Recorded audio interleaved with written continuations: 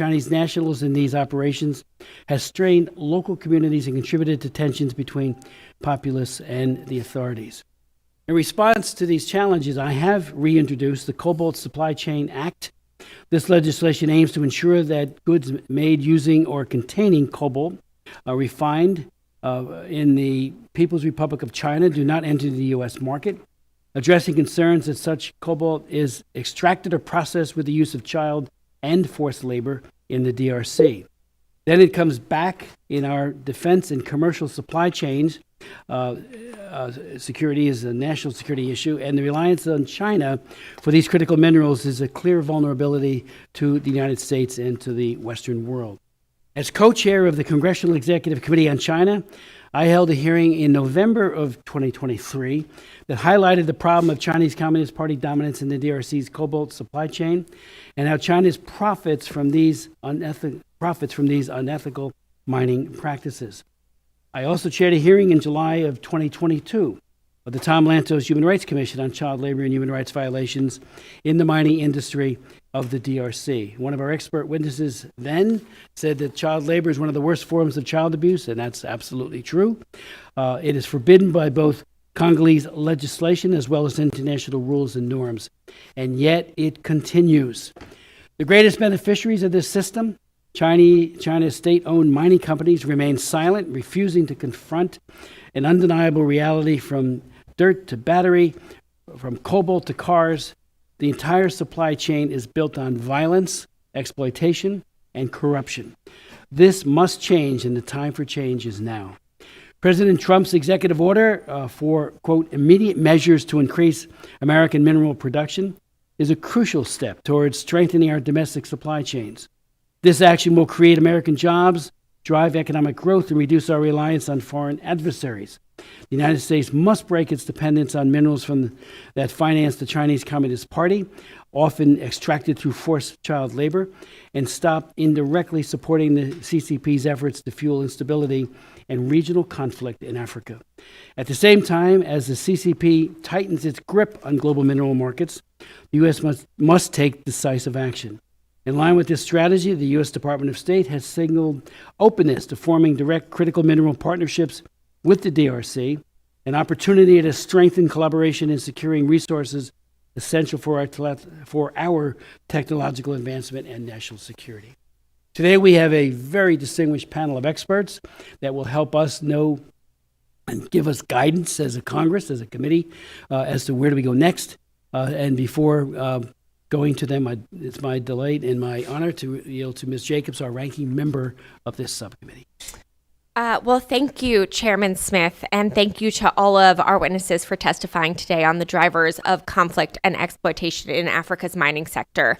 As we all know here, there is a long history of exploitation in the mining sector on the African continent that has resulted in environmental degradation, labor exploitation, corruption, and other human rights abuses, and has rarely led to actual prosperity for local communities. There are many drivers of exploitation in the sector, whether that be poor governance that allows corruption to fester, weak judicial institutions that foster a culture of impunity, lack of economic opportunity for marginalized communities, and so on. These conditions create an environment that's ripe for exploitation by domestic and foreign companies alike. They can act with impunity to cut costs by not adhering to environmental, social, and governance standards due to local corruption eating into their profits. That means poverty wages. That means unsafe and deadly working conditions. That means contaminated water in local communities, and ultimately it means putting short-term gains ahead of the long-term development, stability, and success of the African continent. There is no question that Chinese-owned and operated companies are dominating and engaging in exploitative practices in the mining sector in certain African countries. Many of these companies frankly don't care about the corruption and are not as concerned by the blow to their reputation. For example, just this month, the Kafua River in Zambia was declared dead after a Chinese-owned copper mine contaminated the river. In response, the Zambian government fined this company a measly $10,000. This impunity exists all over the continent. We have also seen other foreign companies operate in the sector and be accused of corruption and human rights abuses. For example, Glencore, a Swiss company, pled guilty in the United States to bribing officials in Nigeria, Cameroon, Ivory Coast, Equatorial Guinea, and the DRC, and ultimately agreed to pay the DRC $180 million in a settlement deal. Last year, the Biden administration sanctioned a UAE-based gold company for purchasing gold from the Rapid Support Forces in Sudan, ultimately fueling the war and the RSF's genocide. And famously, Israeli businessman Dan Gertler was exposed and subsequently sanctioned for hundreds of millions of dollars worth of opaque and corrupt mining and oil deals in the DRC. We will continue to see these practices until we address what is actually fueling exploitation in the first place. Meanwhile, the United States has long attempted to increase U.S. investment in Africa's mining sector as a means to secure our supply chain and compete with China. But these investments won't come to fruition and won't be advantageous or strategic in the long term if they do not meet high environmental, social, and governance standards to ensure our investments are bringing benefits rather than more exploitation. To do this, the U.S. government and U.S. companies need to consult with local communities on new investments to obtain their consent and assess the impacts project is having on local populations. If we don't do this, U.S. companies will be on the wrong end of protests and public scrutiny experienced by Chinese-owned and operated companies.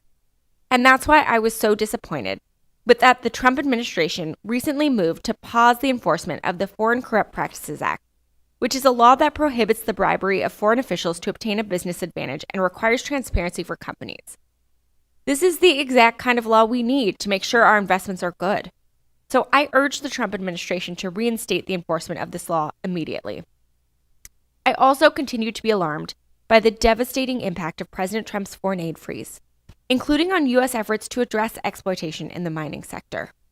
The Trump administration has terminated programs that were improving accountability in DRC's mining sector, working to prevent mining-related violence through dialogue, and enhancing transparency and addressing corruption in the extractive sector.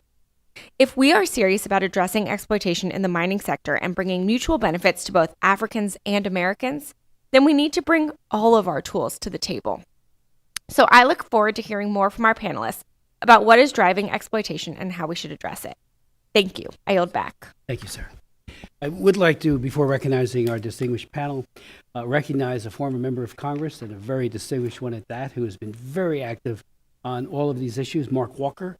Thank you, Mark, for being here and for bringing three Congolese Americans with you who are extremely interested: Adrienne Bronze, Elaine Buka, and Wilson Tate. Thank you, Mark, again for meetings we've had recently as well as in the past on all of these relevant issues. You are tremendous. Thank you.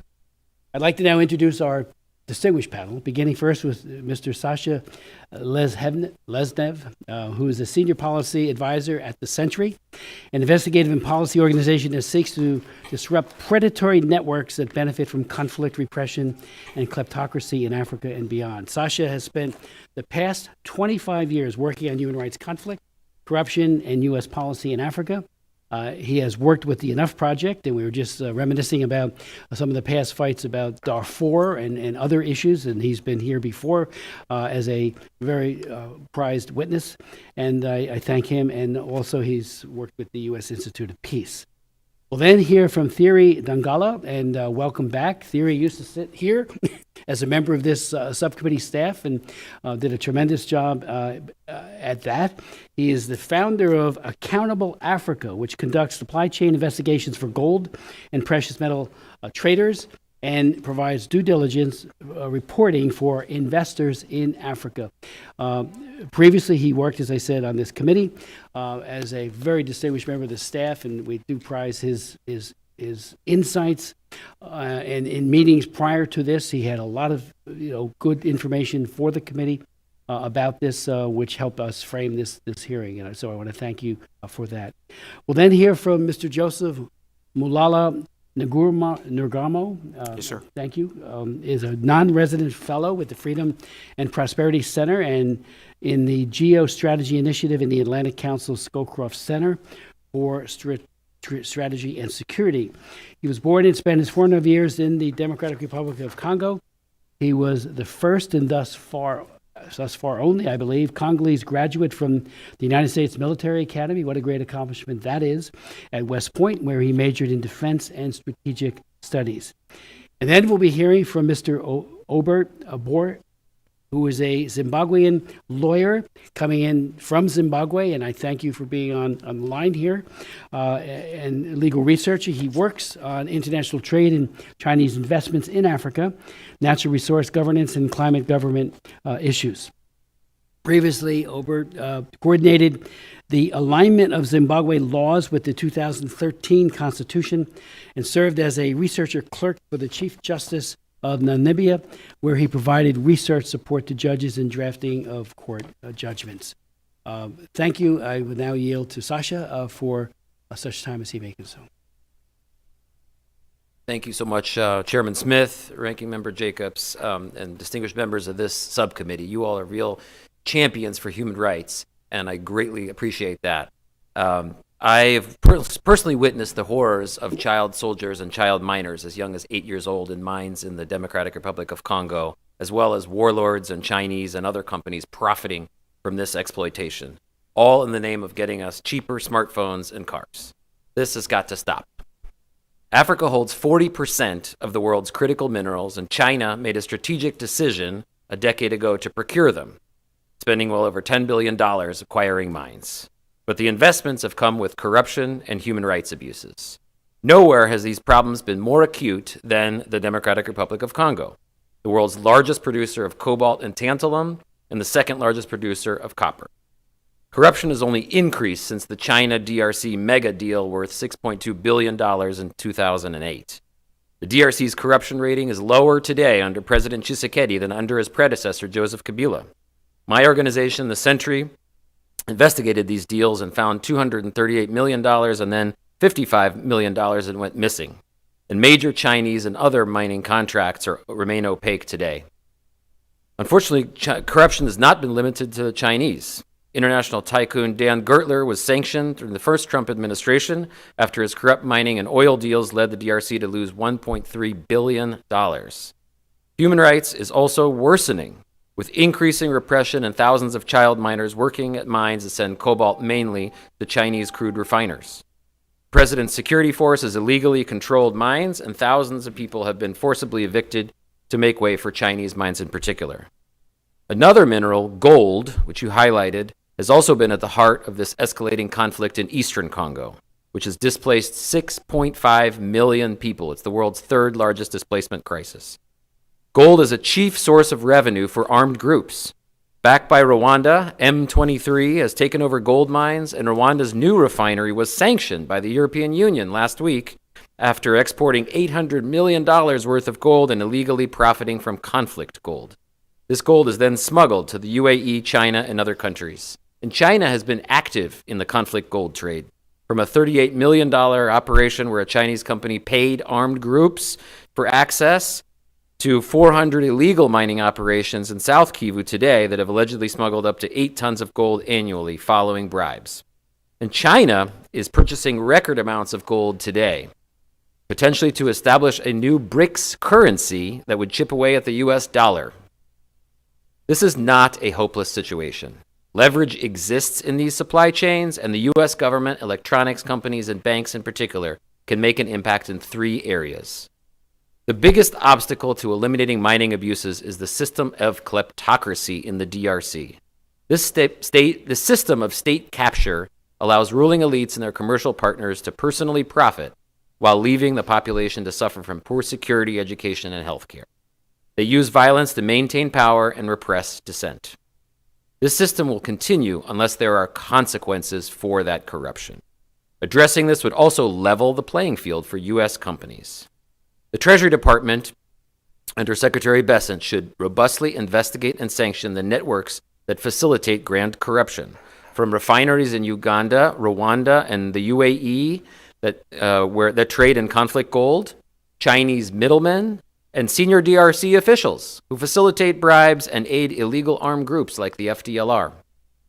There must also be judicial accountability for abuses, and the administration and Congress should support the establishment of a DRC transitional justice mechanism as advocated by Nobel Peace Prize laureate Dr. Denis Mukwege. Second, the U.S. government has a key role to play in combating the conflict gold trade in particular. Secretary of State Marco Rubio should lead a public-private initiative to combat illicit gold, partnering with the London Bullion Market Association and bullion banks. The initiative should both increase gold trade data transparency to ensure that sanctions bodies aren't behind the curve of criminal actors and empower independent monitoring teams to inspect and certify gold smuggling hubs such as cash for gold markets. Secretary Rubio and Secretary Bessent should also establish an illicit gold task force to robustly investigate and sanction trafficking networks. As part of it, Treasury's Financial Crimes Enforcement Network, or FinCEN, could issue alerts and keep banks updated. Third, China still needs U.S. markets. So Tesla, Apple, and others have important leverage over Chinese suppliers. Sunlight is the best disinfectant to clean up corruption, especially through mining contract transparency. High-tech and auto companies should use their buying power to require Chinese and all suppliers to publish the ownership structures of mining companies, contracts, and service providers, hire their Congolese workforce directly, not through subs, and source only from crude refiners of cobalt and copper that have passed the electronics industry audits by Responsible Minerals Initiative. Relatedly, the State Department and companies should strongly urge the DRC Mining Ministry to create more artisanal mining zones to give miners the legal space to operate and reduce abuses. Finally, it's important that the administration should nominate an Assistant Secretary of State for African Affairs with urgency to coordinate responses to the DRC in all of these crises. In sum, the U.S. government, in coordination with electronics companies and banks, can combat the abuses and corruption by China and others in the mining sector and reduce risks for U.S. businesses. I sincerely hope that progress is made so Congolese and other mining communities in Africa no longer experience the horrors that I've personally witnessed. Thank you very much. Very much. Theory?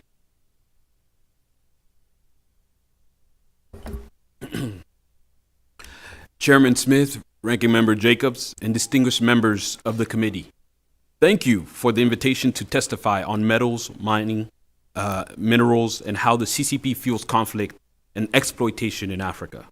Your leadership and interest in this topic is timely and warranted, as the majority of the conflict zones in Africa are around mineral deposits.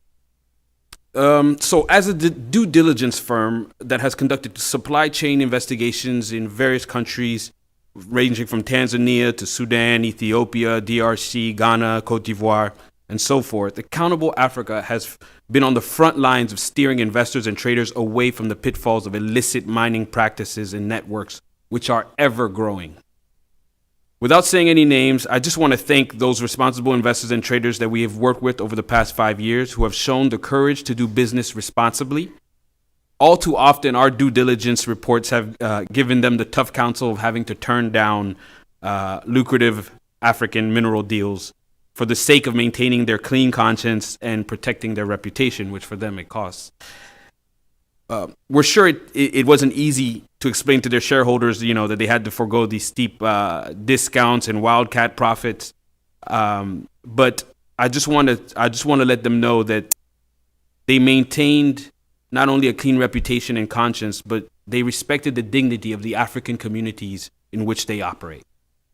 So I'd like to start this testimony also with a personal story. When I got married in the Congo, a pastor, Dede, held our wedding bands, and he kind of weighed them. It was like, this is real gold, I think.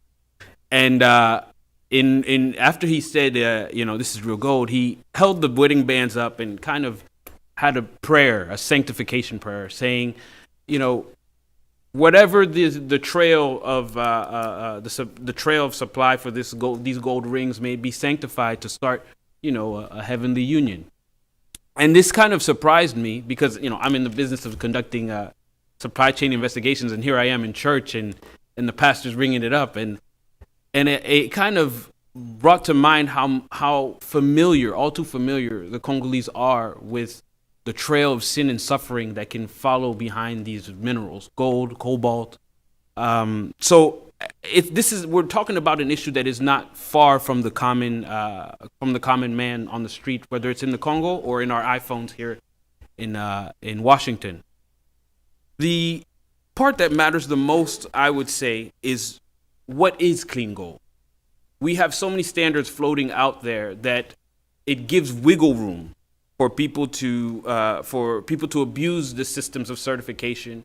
I think this is at the source of what a lot of the conflict and a lot of the exploitation comes from, because a lot of them are wiggling out of accountability because they're getting certified, and some people are considering it clean and others aren't.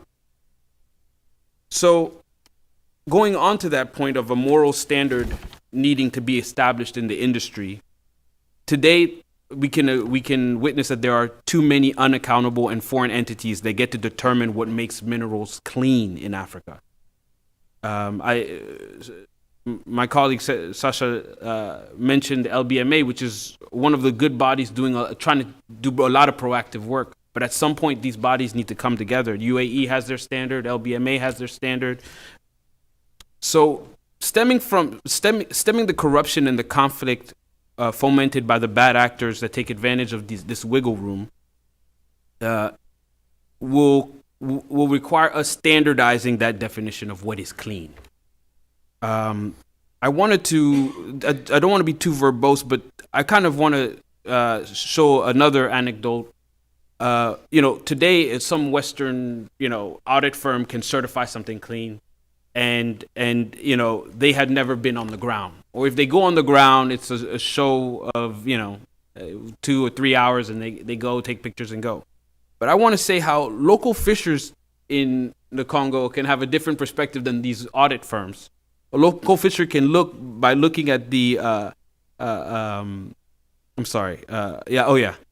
local school. Let me start by the local school. A local school can look by local school principal can look by the attendance of the schools. A lot of times when you introduce cash into the gold mines, you'll start to see attendance levels, especially at the primary school, dip. And so the principal could probably tell you if the gold mine is clean or not, because a lot of his students are going to the gold mine because there's cash. The local fishers also can tell you just by the impact of the fish that they're catching, the environmental impact. So this sort of moral standard needs to take into account local mechanisms for judging the cleanliness of the minerals. When governments and communities get serious about enforcing a standard of cleanliness for mining activity, bad actors can't operate.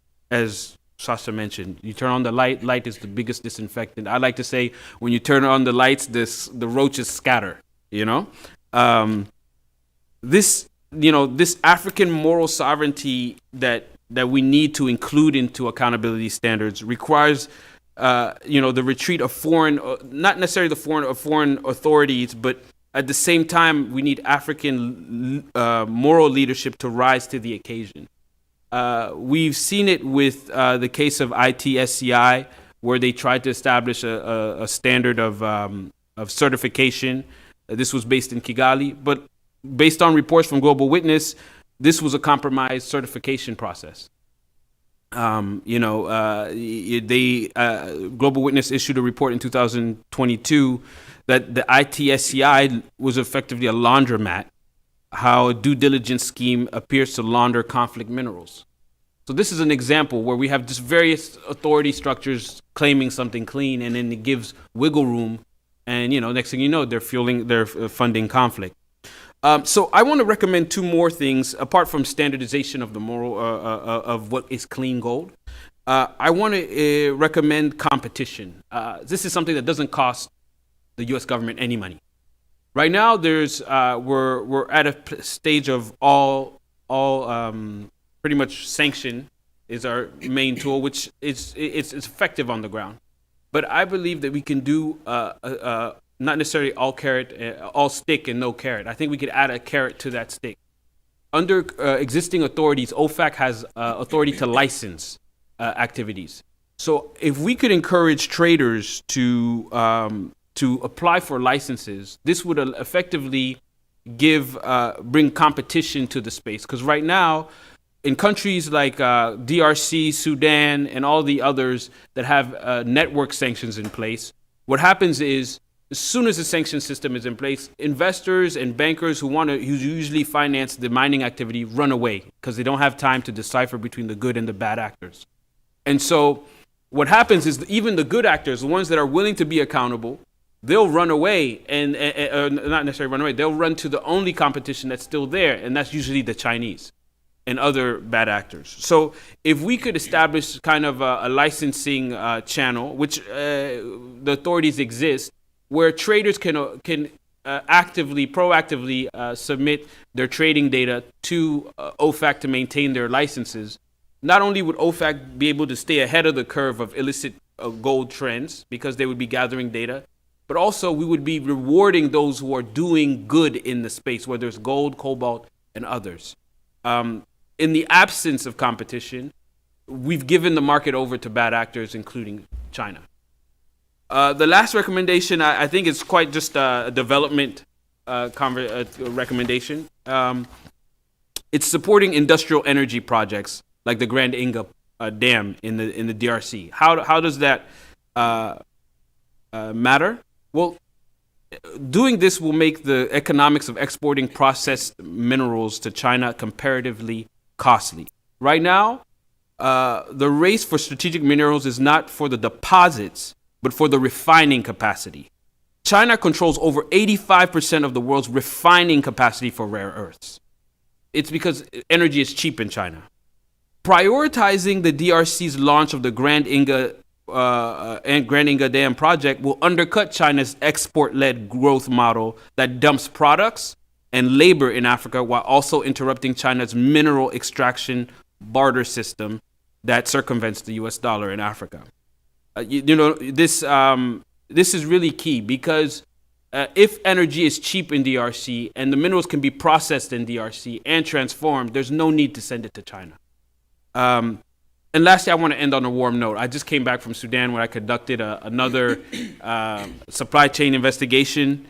It was during the month of Ramadan. And the mining community I visited in the north didn't have much, external wealth. But you couldn't guess it from the amount of food and charity they shared at the breaking of their fast with me. Though everyone was living through a civil war, because Sudan's, right, is a civil war, and they all joined in their hard-knock pursuit of gold at the mining site, these communities maintained the utmost hospitality. It reminded me that the mining activity doesn't happen in a void, but within a social fabric that must be respected. By visitors, investors, governments alike, this social fabric can be respected, but we notice that this is the challenge of the African model in Africa. They don't respect the social fabric in mining communities, which we can. Thank you. I'd like to now recognize Mr. Nyirimo. Thank you, sir. Thank you. Thank you. Thank you, Chairman Smith, Ranking Member Jacob, and the other member of the House Foreign Affairs Subcommittee on Africa for the invitation to testify on metal, minerals, and mining, and how the CCP fuels conflict and exploitation in Africa. My name is Joseph Mulalanguramo. I am a Congolese national, and I grew up in the Western region of Kivu in Eastern Congo, particularly Goma. I was honored to graduate from the United States Military Academy in West Point in 2014, and I'm currently an unresident fellow with the Freedom and Prosperity and the Skorkov Centers at the Atlantic Council. I am grateful to the U.S. and the American people for the great opportunity to dedicate my professional career to the building of U.S.-African relations, as well as promoting democracy, freedom, and good governance. I'm humbled and honored to be invited here to share my thoughts on these issues. My testimony will look at the impact of Chinese mining in the DRC and the implication to U.S. national security in the region. The DRC's wealth in natural resources is estimated at $24 trillion, representing 70% of global cobalt and a proven reserve of gold, coltan, lithium, copper, and diamonds. As long as the Chinese Communist Party controls the mining sector in the DRC, the entire region remains economically fragile and is threatened by civil unrest. The CCP has been playing a predatory game globally, fueling conflicts and corruption, encouraging bad governance, emboldening the rise of autocratic tyrannical regimes, leading to a significant regression of democracy around the world, as the Atlantic Council Freedom and Prosperity Project report have demonstrated. Currently, the volume of trade between Africa and China is estimated at $280.1 billion, and rising steadily by 1.5% annually as of last year. Yet, almost investment are in the mining and infrastructure sectors without long-term benefit of the country's GDP and the population. Indeed, the CCP routinely operates in shadow of governments that lack transparency and they care little for human rights and democracy. I wish to argue that political and social stability in the DRC is essential to the U.S. national security. In the DRC, ongoing civil unrest and unmitigated humanitarian crisis are largely due to China's ruthless and irresponsible grip on the country's natural resources. Controlling almost 90% of Congo's mining sector, the CCP has failed to use its economics and financial power to defend and promote the rule of law, freedom, and the quality of governance, but has instead mastered strategy to take advantage of a country in chaos. China has significant and economic interest in the DRC, and to just name an additional example, in Sudan. And yet, the countries are at the precipice of collapsing, becoming failed states. No different with the tragic situation going on right now in Haiti. While the U.S. government has come to characterize the ongoing massacre in Sudan as a genocide, I'll focus more on the DRC because the nature and the character of the ongoing conflict between Rwanda and the DRC are of a magnitude to destabilize the entire region and significantly impact U.S. national security. The DRC minerals have become essential in the world transition to clean energy and are a key component in microchips and semiconductors, which we use in our critical infrastructures, advanced weapon systems, technology including missile defense, fighter jets, satellites, communication equipment, related to recent developments. Unfortunately, the current DRC government lacks the competence and leadership to ensure a safe and a consistent supply of this product. It has instead allowed China to control the mining sector. Given this situation, the U.S. and the allies' national security will be experiencing growing dependence on the CCP's global supply chain. This process will be precipitated as the DRC and Rwanda are on the brink of a war, and the stability of the entire region is frightened. The latest developments in Sudan and African Red Lake region are cause for alarm. The CCP mercantilist model is aimed at securing monopolies over critical natural resources. To that end, it's aimed to create illegitimate and unstable political systems in places like the DRC and Sudan, planting seed of civil unrest, violence, and wars. Despite the dominance in the DRC mining sector, the CCP has failed to advocate for implementing good governance, defending human rights, fighting corruption, and protecting fair and good elections to ensure sustainable stability and prosperity. For example, China demonstrated no interest at all in the transparent and legitimacy of the DRC presidential elections and the past elections. Not surprisingly, China has remained silent about the DRC government's widely understood abuse of power. A similar trend of violence and the humanitarian catastrophe can be observed in Sudan. Despite investing billions of dollars in oil, China has stood by as Sudan has become a failed state. China even opposed UN Security Council resolution to hold the Sudanese government and the rebel accountable for the genocide, all in the interest of its own gain. In exchange, the Sudanese government backed China's stance on the issues like the Hong Kong national security laws and the Xinjiang conflict. According to Transparency International's 24 report, Corruption Perception Index, about 90% of African countries score below 50, indicating high level of corruption and mediocre governance.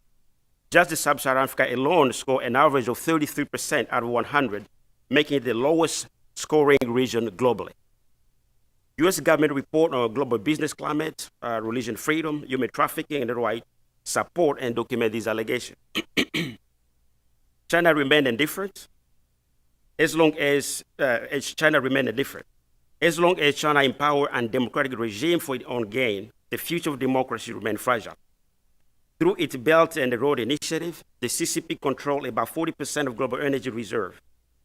It does so by disregarding human costs and the nature of government it's worked with. Just in the DRC alone, China has come to control almost 90% of the consuming sector, led by the Chinese company such as China Molybdenum, Hiace Cobalt, and Norinco. The CCP defense contractor Norinco, as it turned out, also acquired stakes in the DRC, has been looking to acquire stakes in the DRC defense security sector, and has been supplying weapons and the military drone to various participants in the ongoing DRC conflict.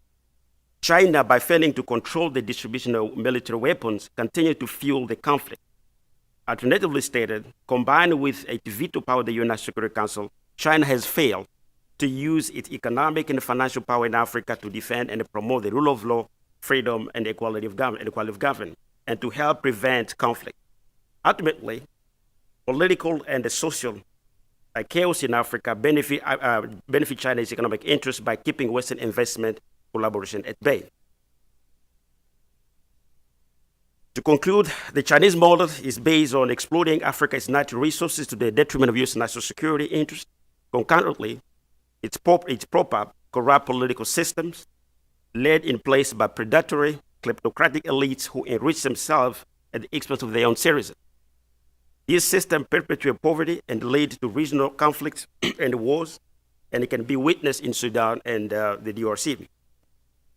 The U.S. national security approach countering China in Africa should be a bipartisan concern, transcending administrations and short-term thinking. The U.S. needs a comprehensive and a coherent long-term grand strategy, not just focusing on Europe, Asia, and Latin America. Africa is the future of the world because of the growing and dynamic young populations and abundance of natural resources. I hope that the U.S. government and its allies will do the utmost to avert a regional war in the DRC and to bring stability to the region. There have been years of passivity and inaction regarding Africa, and the U.S. has been too slow to recognize how its own national security interests are tied to peace and stability and economic development of the African continent, especially Central Africa. It is crucial that the U.S. counter China's grip on natural resources within the region in the interest of their own national security, democracy, and human rights in Africa. The United States should take its responsibility as a moral global leader of international rule-based international world order. If the U.S. fails to lead, who else will?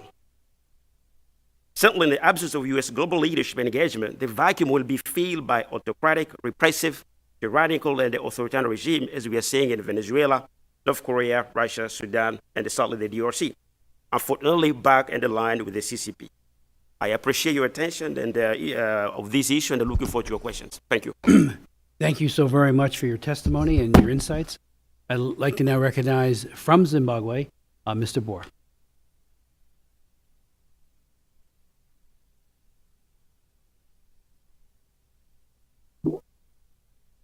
Chairman Smith, kindly confirm if you can hear me. We can hear you. Thank you. Thank you. Chairman Smith, Ranking Member Sarah Jacobs, and distinguished committee members, I appreciate this opportunity to testify before this committee on metals, minerals, and mining, and how CCP influences conflict and exploitation in Africa. I am indeed honored to appear before you today. I serve as a program lead on responsible business and investments of the Zimbabwe Environmental Law Association, a public interest law organization with over 20 years of using the law to promote equitable, beg your pardon?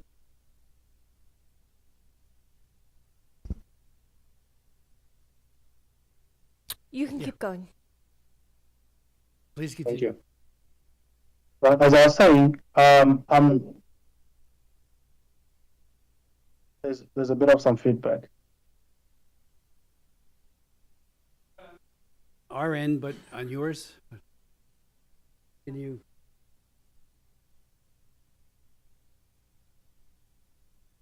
Oh, good. Right, I'll go ahead.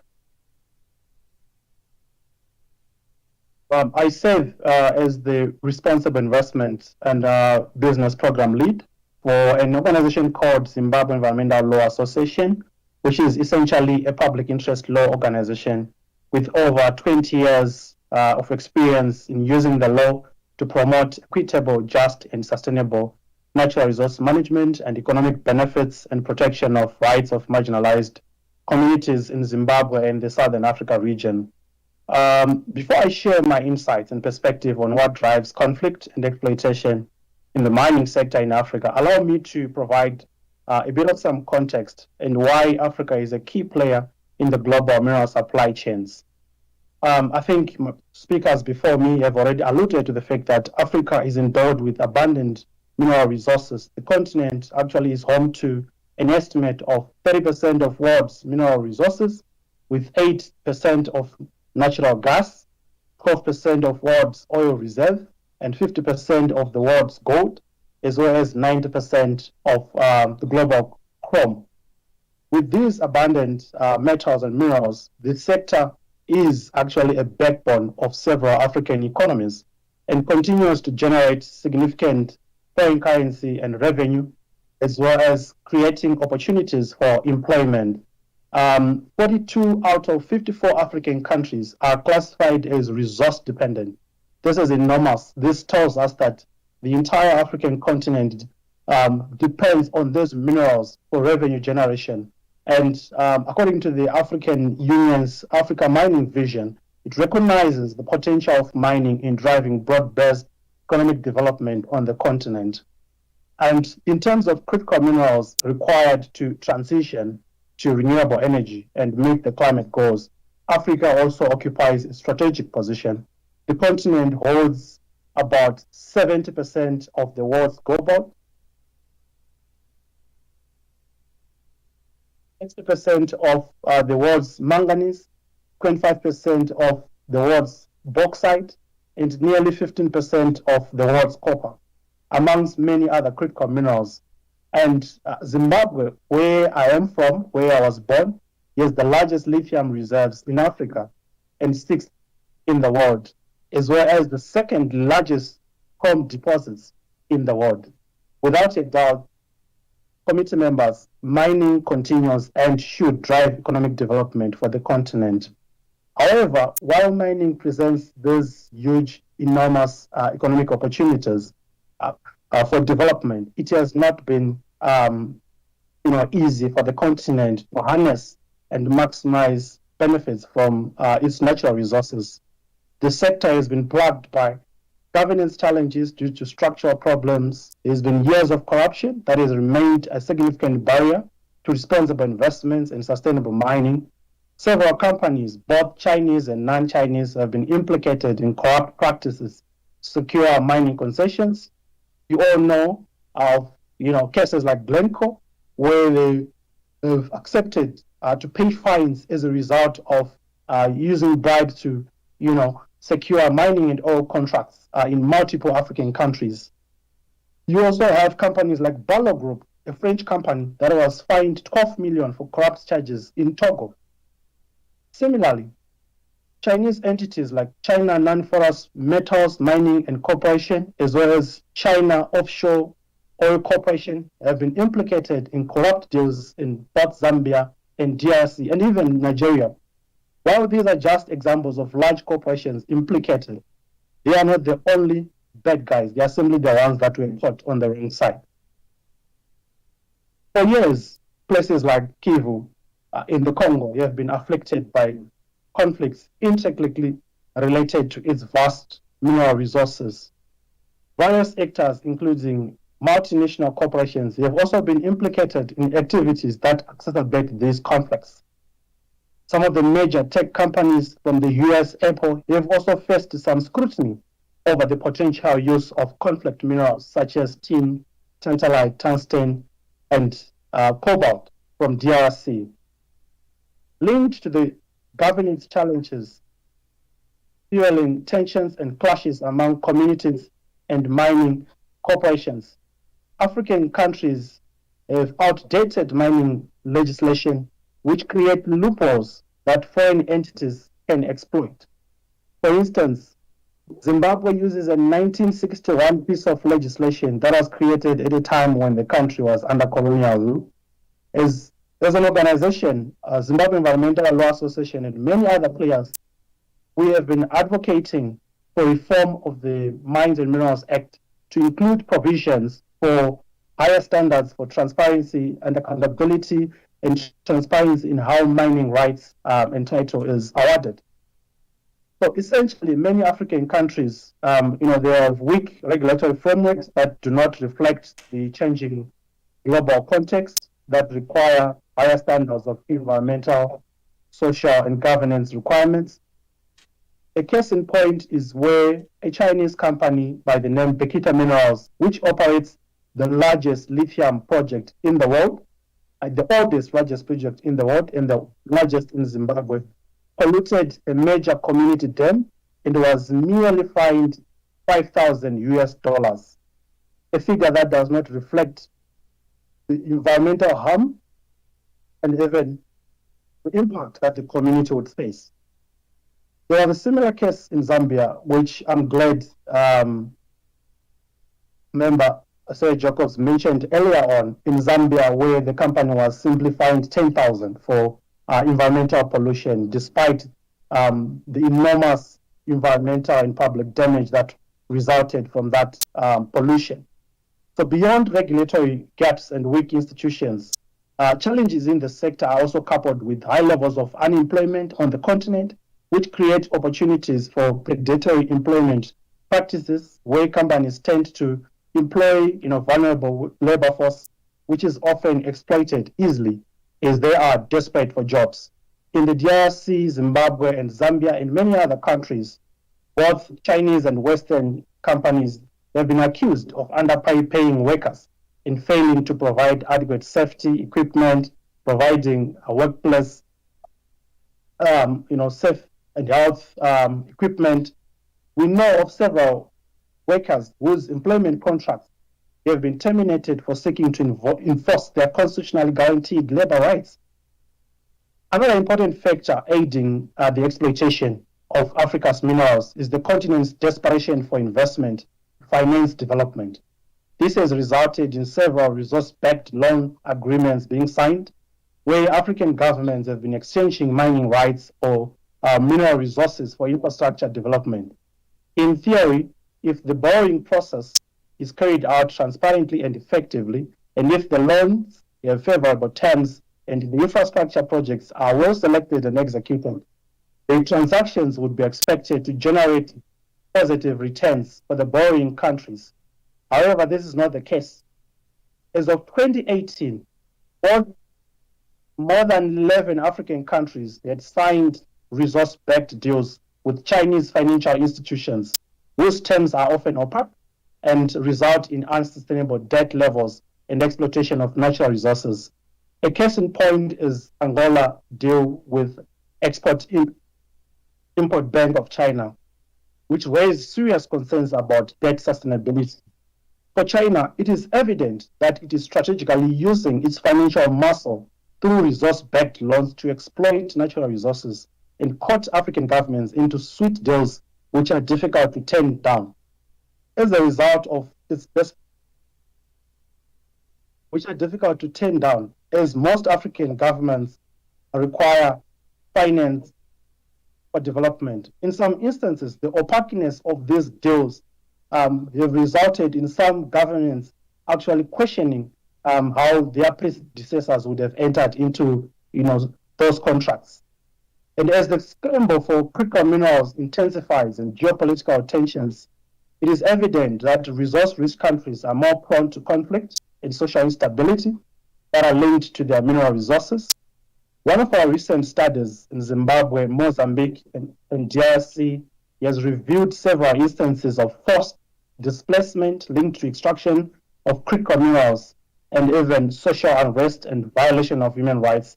For instance, in Zimbabwe, Chinese lithium mining projects in areas such as Buhera, Kamativi, Bikita, Gwanda have contributed to social tensions due to lack of real and tangible community benefits as well as unfair labor practices. As if that is not enough, there is now increased competition over water between communities and companies, given that the process of processing hard rock lithium is water intensive. And I must mention, hard rock lithium found in Zimbabwe is concentrated in water-strained regions, which makes it very, very difficult for companies to extract water, but also increases competition for communities to use water that they need for everyday life. A study by the Business and Human Rights Resource Center on the impact of China's global investments in investments on human rights between 2013 and 2020, it shows that Africa had the second highest number of human rights abuses that are recorded against Chinese companies. And in the face of all these violations, communities impacted, they struggle to access remedies and seek redress because of captured judiciaries. Furthermore, several Chinese projects are linked to cases of forced displacement. For instance, a BYD-sponsored project by Shenzhen Lithium Project in the eastern part of Zimbabwe has been held as a good example for responsible mining project. Yet several communities from this area were not adequately compensated and they were displaced. In places like Cabo Delgado as well in Mozambique, there have been serious tensions as a result of projects that Total Energy has been exploiting. So evidently, this is not only the Chinese that are contributing and fueling conflict and exploitation of Africa's mineral resources. There are several other companies that are not Chinese that are also, implicit. And coming to my conclusion, I want to make 4 recommendations on what the U.S. government can do. One of the key things we think is important is to rethink the engagement strategy with Africa, particularly to secure critical minerals for shared prosperity. African governments are now banning export of unprocessed minerals in line with the recently launched Africa Green Mineral Strategy, which was just launched in Ethiopia and Addis Ababa last week.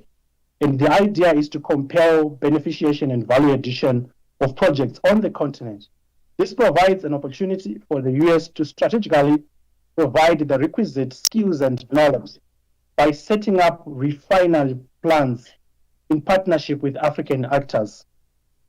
Secondly, while the U.S. government is currently engaging with DRC for a deal for critical minerals for security, it should expand its engagement. We know of the Lobito corridor, deal with Angola, DRC, and Zambia. Of course, Zimbabwe has been excluded out of this. But one of the key things we know is that there is need for technical assistance around responsible mining, traceability, and responsible standards. Zimbabwe and many African countries are looking at potential partners to break the cycle of Chinese dominance. And it is important for me to highlight that due to sanctions for countries like Zimbabwe, they felt abandoned and China took advantage. And in some contexts, because of the desperation to look for the lowest suitor available, China became one of the investors that was there for the country to, award mining deals. So I think we need to ensure that as the U.S. government rethink its sanction regime on countries like Zimbabwe, because when sanctions were imposed by the U.S. government, it created a void, and companies that had disinvested created an opportunity for Chinese companies. So I call upon the U.S. government to also look at its sanction regime on Zimbabwe. Thirdly, I think my speaker colleagues before me have already talked about providing alternative markets and diversify the investment portfolio for the continent. But my last recommendation is supporting democracy and governance actors, particularly NGOs that are working to improve the regulatory frameworks and enforcement capacity around state institutions, because the role of civil society in exposing corruption, human rights abuses, cannot be understated. It is crucial for the U.S. government, I think, to rethink again foreign funding towards these institutions. And for U.S. companies, just 3 key recommendations. U.S. companies that are contemplating on investing in Africa, they should set higher standards for environmental, labor, and governance. This is crucial for them to manage reputational risks and also avoid clashes with the local populations. It is vital for us to ensure that we have something to compare with. Currently, in countries like Zimbabwe, for instance, there's nothing to compare with. So if you say Chinese are bad, but there is a lot of Western investment that can be compared with to set the best practice or the benchmark. U.S. companies should also ensure that if they are investing in Africa, communities are benefiting from these natural resources by putting in place community benefit sharing mechanisms and corporate social responsibility. This has been done somewhere and it has worked. And lastly, I think I want to emphasize due diligence as a key recommendation, that there is proper due diligence where communities where the minerals are being extracted are actually consulted in the process of audit. I think the colleagues before me have mentioned how some of the frameworks that are there are not inclusive. You claim that a company has undertaken due diligence, where it's sitting up there in Europe or in the US. Communities where the mineral is coming from have actually not been consulted. In conclusion, the US has an opportunity to initiate and enter into critical mineral deals in a transparent manner with higher ESG standards and provide alternatives to counter Chinese dominance. With better options and alternatives, African governments may begin to see how certain deals that they've entered into with Chinese are predatory and not beneficial to them. This can also serve as an example of how responsible investments can be done. And thank you. Over to you. Thank you so very much for your testimony. And I have a number of questions, but I'll just ask two because we do have such a great turnout for this hearing, underscoring the importance so many members on both sides of the aisle attribute to it. So I'll come back and ask other questions in the second round, and anyone else who would like to do it then as well. In 2008, I traveled to Goma when very credible reports surfaced that UN peacekeepers were raping young children as young as 12 and 13, bribing them, and for a meal, were exploiting them sexually. I went over there. I chaired 4 congressional hearings on the issue, and Kofi Annan issued his zero tolerance policy, which sounded good. Jane Hall Lute from the UN came and testified, very well-meaning, and it was very sincere. But at the end of the day, after lack of enforcement of the zero tolerance policy, I held an additional hearing about zero compliance with the zero tolerance policy. Because again, words are great, policies are great, but if they're not enforced, they are close to being meaningless, if not worse, because they give a false sense of hope. This year's Trafficking Victims Protection Act, the report, the TIP report for 2024 on DR Congo, points out, and I quote them, in 2020, the DRC's Minister of Human Rights issued a decree increasing oversight of mining communities, including a zero tolerance policy for forced child labor in the mining sector. However, the government did not report certifying any mines or identifying any potential victims during the reporting period, and very disturbing, again, well-meaning, but what happened with regards to implementation. If our witnesses could speak to that, because these artisanal mines are catastrophic to children. Obviously, all the mines when you have forced labor, and one of our previous hearings on this very issue pointed out that these children are not getting, they shouldn't be there in the first place. It's child labor. It's a violation of fundamental human rights, their rights, but they also don't have the right kind of gear, so they're breathing in dust as they're, in the case of cobalt mining, and they get very sick. Some die, but many get very, very sick, and the long-term consequences are absolutely deleterious to their lives. So if you could speak to that, and parenthetically along the same lines, the GAO, General Accountability Office, or Government Accountability Office, issued a report on Section 1502 of the Dodd-Frank Act, and it pointed out that in 2023, 62% of the companies did did perform due diligence to determine the responsible source of conflict minerals, and they were unable to determine the mineral source. So again, things get blocked, well-meaning, but it doesn't. And finally, I'll just point out, I've been very, very concerned because I've chaired 106 congressional hearings on human rights in China.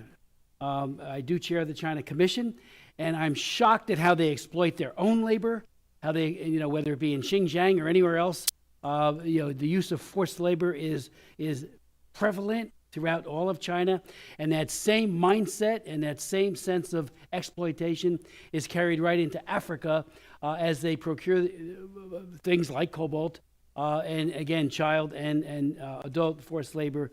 And what's it all about when it comes to cobalt? The China's share of the global electric vehicles in this past year, 2024, skyrocketed to 76%. A fourth of all the EVs in Europe are coming from China. So this is all about making more money on the backs of children, African children, and on the backs of their parents. So if you could speak to those issues, including this lack of real due diligence, the lack of enforcement of a zero tolerance policy that sounded great when it was issued.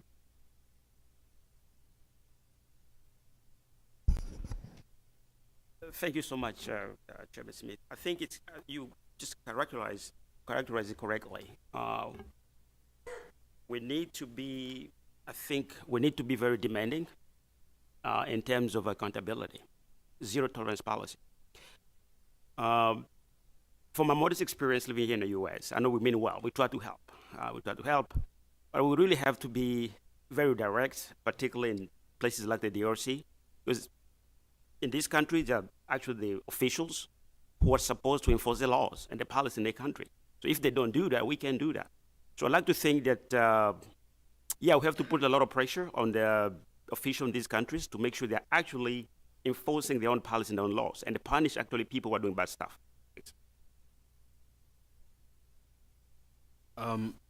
I just wanted to encourage. I thank you for the tips question because I'm gonna share an industry kind of trick that I've been using that has helped us. So we've been monitoring, like I said, the school attendance levels. That data is very valuable because we know that if we start to see the school attendance levels to drop, we need to start looking for where these kids are going. I think the future tips report should find a way to include these data points of attendance levels in mining areas, something worth monitoring, because from an industry practice of due diligence, I use it to say, okay, look, we need to start looking at this. And then from due diligence side, the big issue is that due diligence is seen as a Western demand, and there's no local buy-in in due diligence.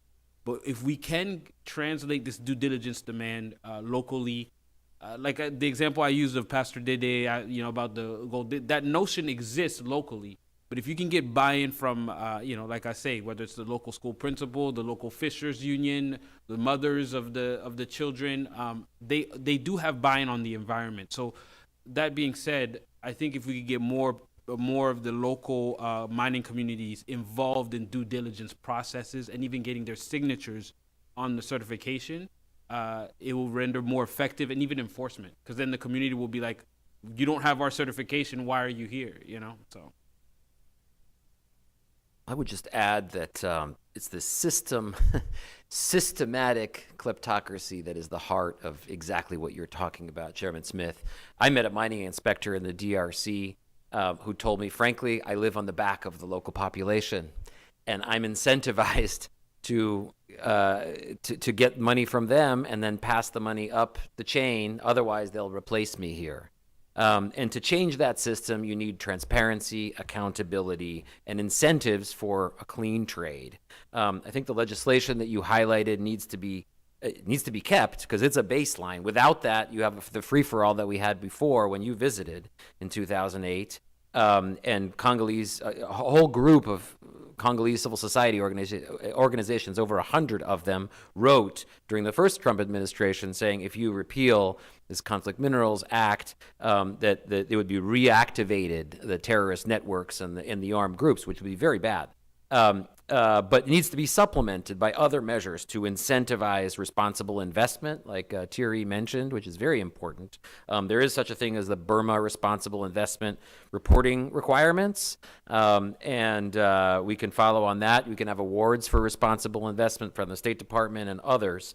And then we need a better system to trace these minerals that is much more accountable and transparent. Thierry highlighted this ITSCI system that has failed, and the Responsible Minerals Initiative suspended them, and unless they're seriously reformed or replaced, that really needs to be much more transparent on the ground, and we need a better system for gold, which we talked about. Only those kind of things, plus incentivizing legal artisanal mining, then if it's legal, if people are following the law, children will not be there, at least of a certain age. So I think those kind of things can help. Thanks.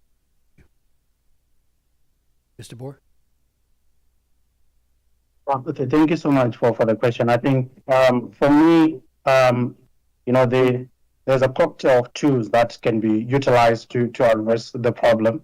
My colleagues told me, they mentioned the importance of due diligence. And when you look at due diligence, in most cases, I think 2 months ago, I visited a lithium project. It's a project owned by a Chinese company by the name Sichuan Yaoa. Basically, this company has they have a joint venture with the Zimbabwean government, and they're mining lithium. And you get into their community and ask them, have they ever been consulted about this project that that has been exploited by this company? Most of them, they have never been consulted, but there is an environmental impact assessment report that was approved by EMA, which is the regulator. And you start asking, so how you do have a legislation that requires environmental management agencies to sort of like approve only if there's consultation that are inclusive, and communities have not been consulted.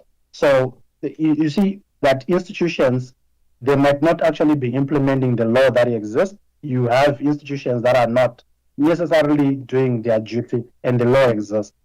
Then you further probe. You're asking this guys, so where are you sending your lithium to? Who are you buying? They start telling you, we are buying, we are selling to companies like BMW, to LG, to Tesla. And some of them were even saying Tesla was, in Zimbabwe doing due diligence. I live the company, I go to the community. Have you ever heard of a company by the name Tesla here?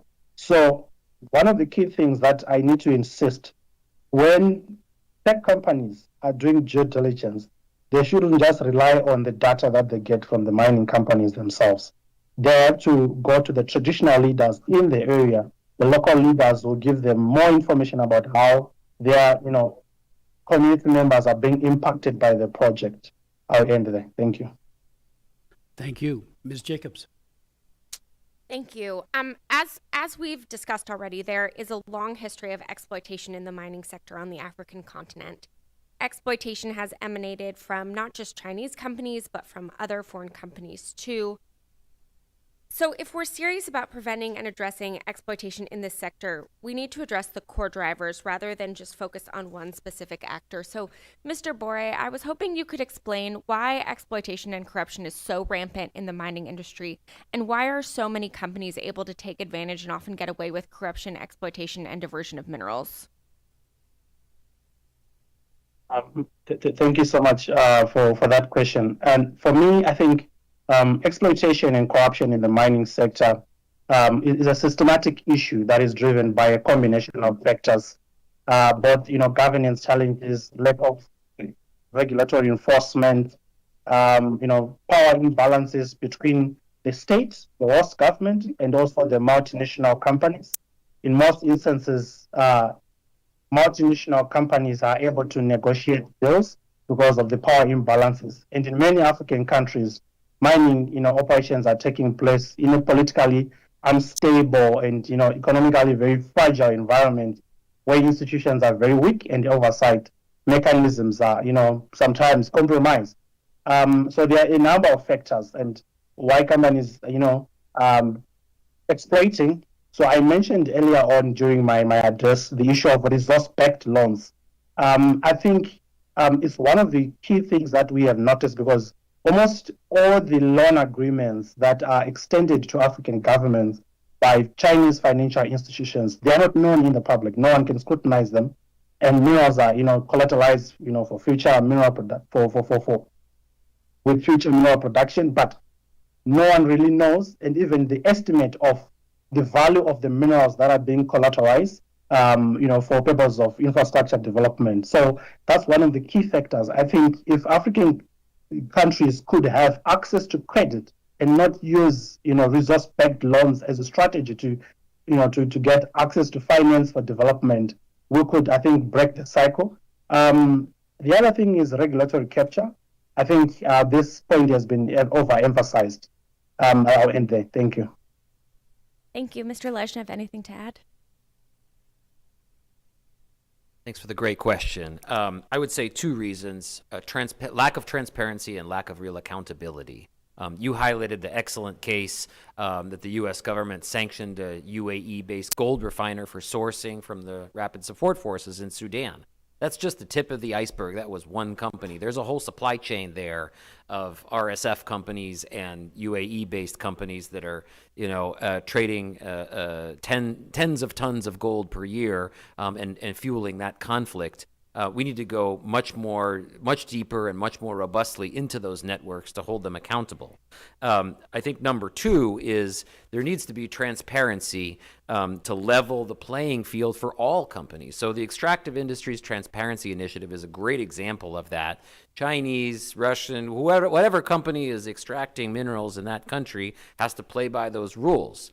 Now, there needs to be better enforcement of the EITI standards. So, for example, they now require contract transparency. Only 26% of the countries implementing this contract transparency are actually fully disclosing all the contracts. DRC is a great example of that. So there needs to be more follow-up and on that transparency. But once you level the playing field, then you can really start to eliminate some of that exploitation. So I think we highlighted some of the ways, and on that transparency front, the gold trade data right now is 2 years old if you're trying to get access to this, and so the sanctions bodies are just playing catch up with people, with these smugglers, very few of whom have been sanctioned.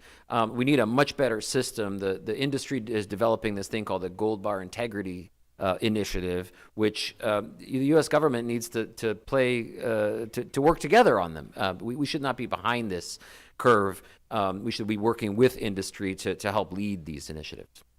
Thank you. And since you brought up the role of the UAE gold trade in Sudan, I just want to highlight that in 2022, over $30 billion in gold was smuggled from the African continent to the UAE. And this illicit trade has fueled conflicts in the DRC, South Sudan, and Sudan, where UAE-based companies have purchased gold from the RSF, as we mentioned, who is committing genocide. You talked a little bit about how the U.S. can take more actions against UAE-based companies. Could you elaborate on how the U.S. should hold these companies accountable? And beyond in Sudan, where it's become very clear the role that the UAE is playing, what other concerns are associated with Emirati mining companies' involvement in the mining sector? Sure. Yeah. Great question. Thank you for highlighting that and for your leadership on this issue. We really need a better system to independently monitor global gold trading centers, the UAE, Hong Kong, Switzerland, Brazil.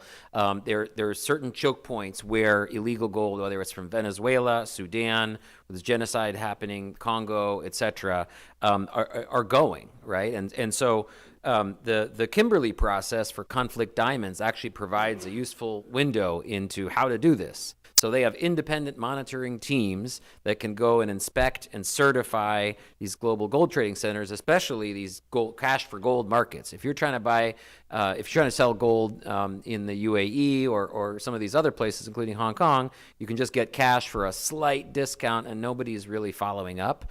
And so, I think it would be a great opportunity for Secretary of State Marco Rubio to help lead this with industry, who actually put pressure on the UAE and other gold trading centers in 2020, and then basically those centers did almost nothing.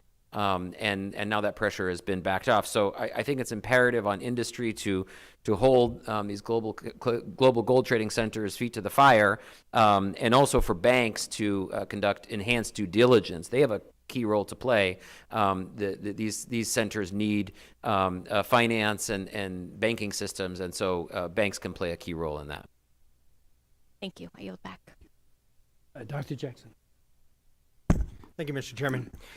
On Sunday, I just returned from a visit to the DRC. I went to the DRC, Rwanda, the Republic of the Congo, Burundi, and Uganda.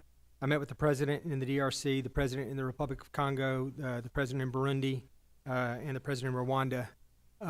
I left encouraged in some ways and discouraged in other ways, as you can imagine. I feel like that there is unbelievable potential in the area for peace and security, and for the killing and the bloodshed to stop. The resources there are just through the roof, and tens of trillions of dollars in resources. DRC could be one of the wealthiest countries on the entire planet. But I do believe that certain things have to happen, and I don't know exactly what the answer is to get there. I think that, for this to exist, the Eastern DRC has to be an area where everyone has a vested interest in the safety and security and the ability for foreign companies to come in and invest in the area. And when I say everybody, I mean the DRC, I mean Burundi, I mean Uganda and Rwanda. Everybody that's there. We all know right now that the Eastern DRC is a completely ungoverned area. It's like the wild, wild East, right? And I truly believe that there is no ability for the government in Kinshasa to actually control that area right now. They do not have the resources or the ability to really impact what's happening there. And they are actually becoming, in my mind, just another entity there that is trying to take advantage of the resources there and get what they can. And everyone's doing it. We know this, right? We know that the Uganda is bringing minerals in from there. Rwanda's doing it. Burundi's doing it. Everyone is doing it, and there's really nothing there to stop them. I think that the Congolese government has to do a couple of things. One, they have to address a domestic issue, right? There are a large number of people in the Congolese that are not Congolese citizens, that are not treated as Congolese citizens, including most of the members of M23, so on and so forth. Now, M23 is a rebel group, and we know that there's an influence there, and there's a component of the Rwandan defense forces, the Rwandan military. But honestly, M23, with or without Rwanda right now, is pretty much uncontested in the area. They're just doing anything they want right now, and the Congolese military is not even fighting back right now. As a matter of fact, they're just running away ahead of the, M23, or in some cases, they're laying down their weapons and they're joining M23, right? So I think that the Congolese government's in a bad position here, but I do believe, it's been a long-standing issue, is my understanding, that there are certain people in the Eastern DRC that are unrecognized as Congolese citizens, and that maybe in part because this used to be Rwanda before the lines were redrawn many years ago, and and that used to be part of Rwanda. But I would submit to you that there's a large part of Uganda that also used to be Rwanda as well. And after it's been redrawn, now it's Uganda. Those people were immediately assimilated and treated as Ugandan citizens, but that has not happened in the DRC. And I think that's part of the problem. I think that this domestic issue has to be addressed, that everyone in the region, everyone in the country has to be treated as a Congolese citizen with all the rights and privileges of such. I think that this is a difficult thing to do, but I think at some point the armed resistance of M23 are not going to just put down their weapons and walk away. I think that they are an armed resistance. There has to be an effort somehow to incorporate them into the Congolese military and make them feel like Congolese citizens that are protecting their country, not what's going on right now. I think that that's one of the problems. I think the other problem is that they have the domestic problem, or they have the international problem, obviously, which mainly focuses right now with around the relationship with Rwanda. And I think that there has to be an ability for Rwanda and the president. I talked to Kagame, I talked to Shikasheti, I talked to both of them, And I think that one of the biggest problems right now is personally they can't get along. And I think that at some point, people have to put their personal differences aside. This has to be a region that's beneficial for everybody, that everybody sees profit, and everybody has a reason for that to be an area of stability, right? And I think that, I don't know the answer to this for sure, but the neighboring countries have to benefit from the minerals that are in the eastern DRC as well, whether that's they have some refining capability and the minerals are mined there and refined elsewhere, or, there's a refining capability in the DRC, refining capability in Rwanda. Everybody has an ability to make some money from what's going on there. Then I think everyone will have an interest in making sure that this is a safe and secure area. They're going to need foreign investment to come in. They're going to need other countries' businesses to want to come and operate there. Right now that can't happen because there's not the required level of safety and security, and there's not the lack of corruption. It doesn't, there's going to be a certain level of corruption everywhere you go. But, when I was there, I was shocked at the level of corruption there. I talked to a Swiss company this morning, and they told me that their company was worth something like $18 billion, and they got a tax bill last year for their company for $80 billion, which is ridiculous, right? And so they protested it, and they got it reduced to $1 billion, which is still hundreds of times more than the profits that they make in the year. So they're being taxed at an unreasonable rate. Bribes, obviously, are a big deal. The Chinese can afford to pay the bribes, or they're willing to pay the bribes, and we as the United States are not. Many countries are not willing to do that, so they end up being able to compete without competition. There's a biased justice system as well. You can never be assured that if you go there and you get into some kind of legal disagreement, that it's going to be a fair judgment, and they're going to rule in your favor if you're in the right. There's manipulated exchange rates. There's unreasonable fines. There's evidence everywhere that members of the government and their family are getting filthy rich from what's going on there, while the population there is starving and living in a horrible environment. I think that we have to come up with a way to fix this. I think that until that happens, a lot of this other stuff is not going to matter. I don't know the answer to this, but I would like to get your opinion, each of you. Do you think that in the current situation that we're in, and obviously there's other issues too, I just want to mention too, just for the record, but there are some, it's not all financial. Now I think a large part of it's being driven by the financial benefit from the minerals there, but I do think that there are other issues at hand too. I do think that Rwanda has a legitimate concern regarding FDLR and the terrorist threat on their border as well. They have a tourism industry that they have to protect that's up in the northwestern part of their country that's really right on the border with population centers there. If mortars and rockets start landing there, there's no more tourism there. I saw, maps, and this because you're from there, from the area, you've been there, some of you, and it's the city of Goma it's on the border, and it's one continuous city that goes into DRC, and there's no differentiation. So there has to be some level of security in that regard as well. So we need to figure out how we get these governments together, and we come up with a reasonable way that everyone can profit financially from partnerships there, so that they all want to see a level of safety and security there, and that everyone feels secure, because everyone is fighting some type of rebel group as well, whether it's ADF and the Islamic group that's up, that Uganda's engaged with, or whether it's FDLR fighting to overcome, or M23 fighting to overcome FDLR, so on and so forth. But my question is, do you guys, one at a time, I'd like you to answer me, do you think that the current existing government in the DRC has the ability to do what I'm describing? Mr. Ian Garner, you want to start? Thank you, sir. And if not, what do you think the answer is in brief terms? First of all, thank you so much for your attention to this ongoing crisis in the Congo and the region. And I appreciate very much to bring the attention about this crisis been going for quite decades right now. And I feel very fortunate, particularly in the United States, but all this time I want to think about my fellow citizens, particularly in Goma. Here's the thing. When I look at this problem, I think to find a solution is possible. And let me use a story.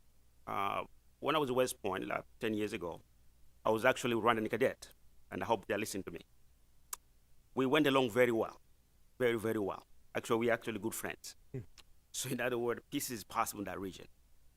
I just hope that the leaders, particularly the DRC, they understand that it's possible. And I really agree with everything you just raised here, sir. there's a lot of problems with the DRC side, but at the same time, the DRC side as well has to understand the problems of the Rwandan concerns, which is true, absolutely true. If you look at the UN reports that have been coming out in the past 4 years, with absolute evidences, there were collaboration between the senior FARDC officers with the FDLR. I'm not making that up. It's right in the UN report. Why did the DRC government tolerate that? Now you see the consequences. On the other hand, about, for example, the resources along those lines, I think there is a lot of existing mechanisms, economic, political. We just need to enforce them so that they can bring regional stability. For example, which I think was quite frankly one of the best things ever, if the regional country actually focus on it with the Addis Ababa Agreement. And keep in mind that the Addis Ababa Agreement came right after the M23 again. Simply what's or the regional country, in particular the DRC government, had to focus on implementing those policy recommendations that were in that agreement, including fighting the corruptions, implementing good governance, and the security sector reform. But what we've seen over the past, let's say, 10 years, I think, since the Addis Ababa Agreement was signed, really we saw little progress. Now, people can argue the President Felix Tshisekedi has arrived, has not had much time, but come on, 7 years I think is enough to show what to do or the limits of what they can do. But I like to think that, particularly, so come back to your question, I like to be optimistic, but I'm not seeing any positive sign from the Kinshasa, particularly to try to address some of the root causes of how this conflict has come so bad to the point of, bringing the region again back to the mess we saw back in the 90s.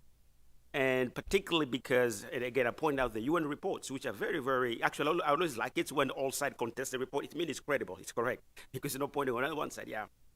For example, the Goldman collapse, if anybody was reading quite carefully, objective what was happening behind the scene, it was predictable. It was really predictable. For many reasons. I know there was no military strategy. It was just some kind of maybe a looting system from the DRC elite in Kinshasa, instead of trying to do what is correct. But anyway, sir, I'm optimistic. I'm very optimistic. I hope that President Kagame, Tshisekedi, all the efforts. I saw the meeting in the Doha, I think. I hope they read it somewhere. But most importantly, I would like to really emphasize on Washington, sir. Washington, most of these guys are looking at the Washington leadership. They're looking up to Washington, particularly the Trump administration, what they're going to do. We have the G20 summit coming up in November. I really hope the Trump administration will be engaged. I think it will not look good for all the leaders in the world to be in Johannesburg or Cape Town with a mess just in the backyard. So we still have some time, I think, to do what we can and somehow bring to a successful conclusion along those lines. But thank you. Thank you. Thank you, Doctor, for your engagement on this issue. See, you've really been boots on the ground there. I have conducted due diligence in DRC for about 4 years, and up until now, I still have not been able to approve some of the traders and investors that wanted to go there. They're mad at me, but I'm doing my job. And so I think that goes to answer your first question about the ability. Christ said, "You judge a tree by its fruits." And the past 7 years, the fruits, have not been tasteful. So what I would say is as far as the answer to that ability, I think the president himself, President Tshisekedi, is juggling with that question. I think he's come to terms that he hasn't had the ability, and he's talked about a government reshuffling.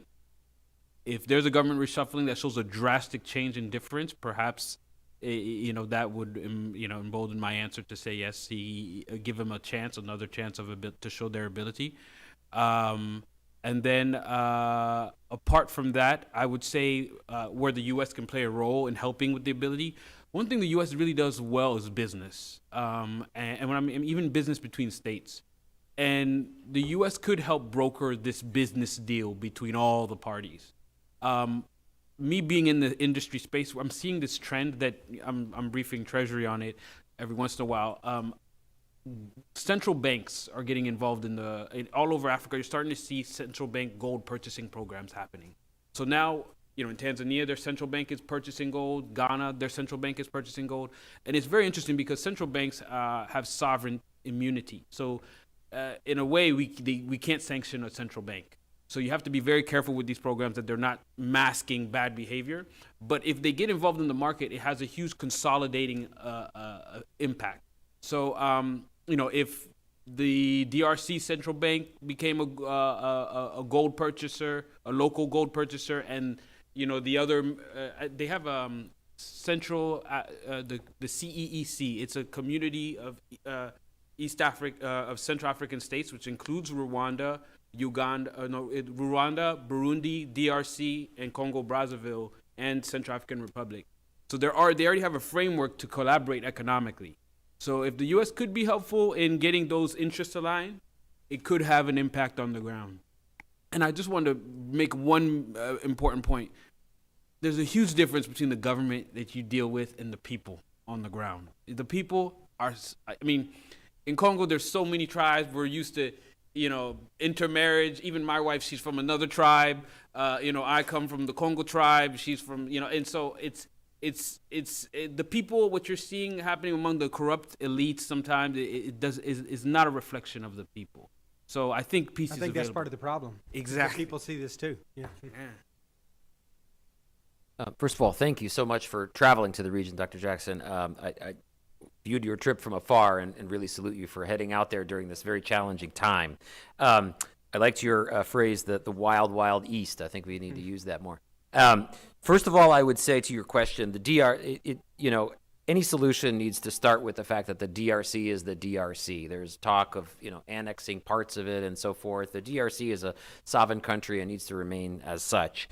Having said that, I think there absolutely is the possibility of a symbiotic relationship between the DRC, Rwanda, Uganda, Burundi, and other countries.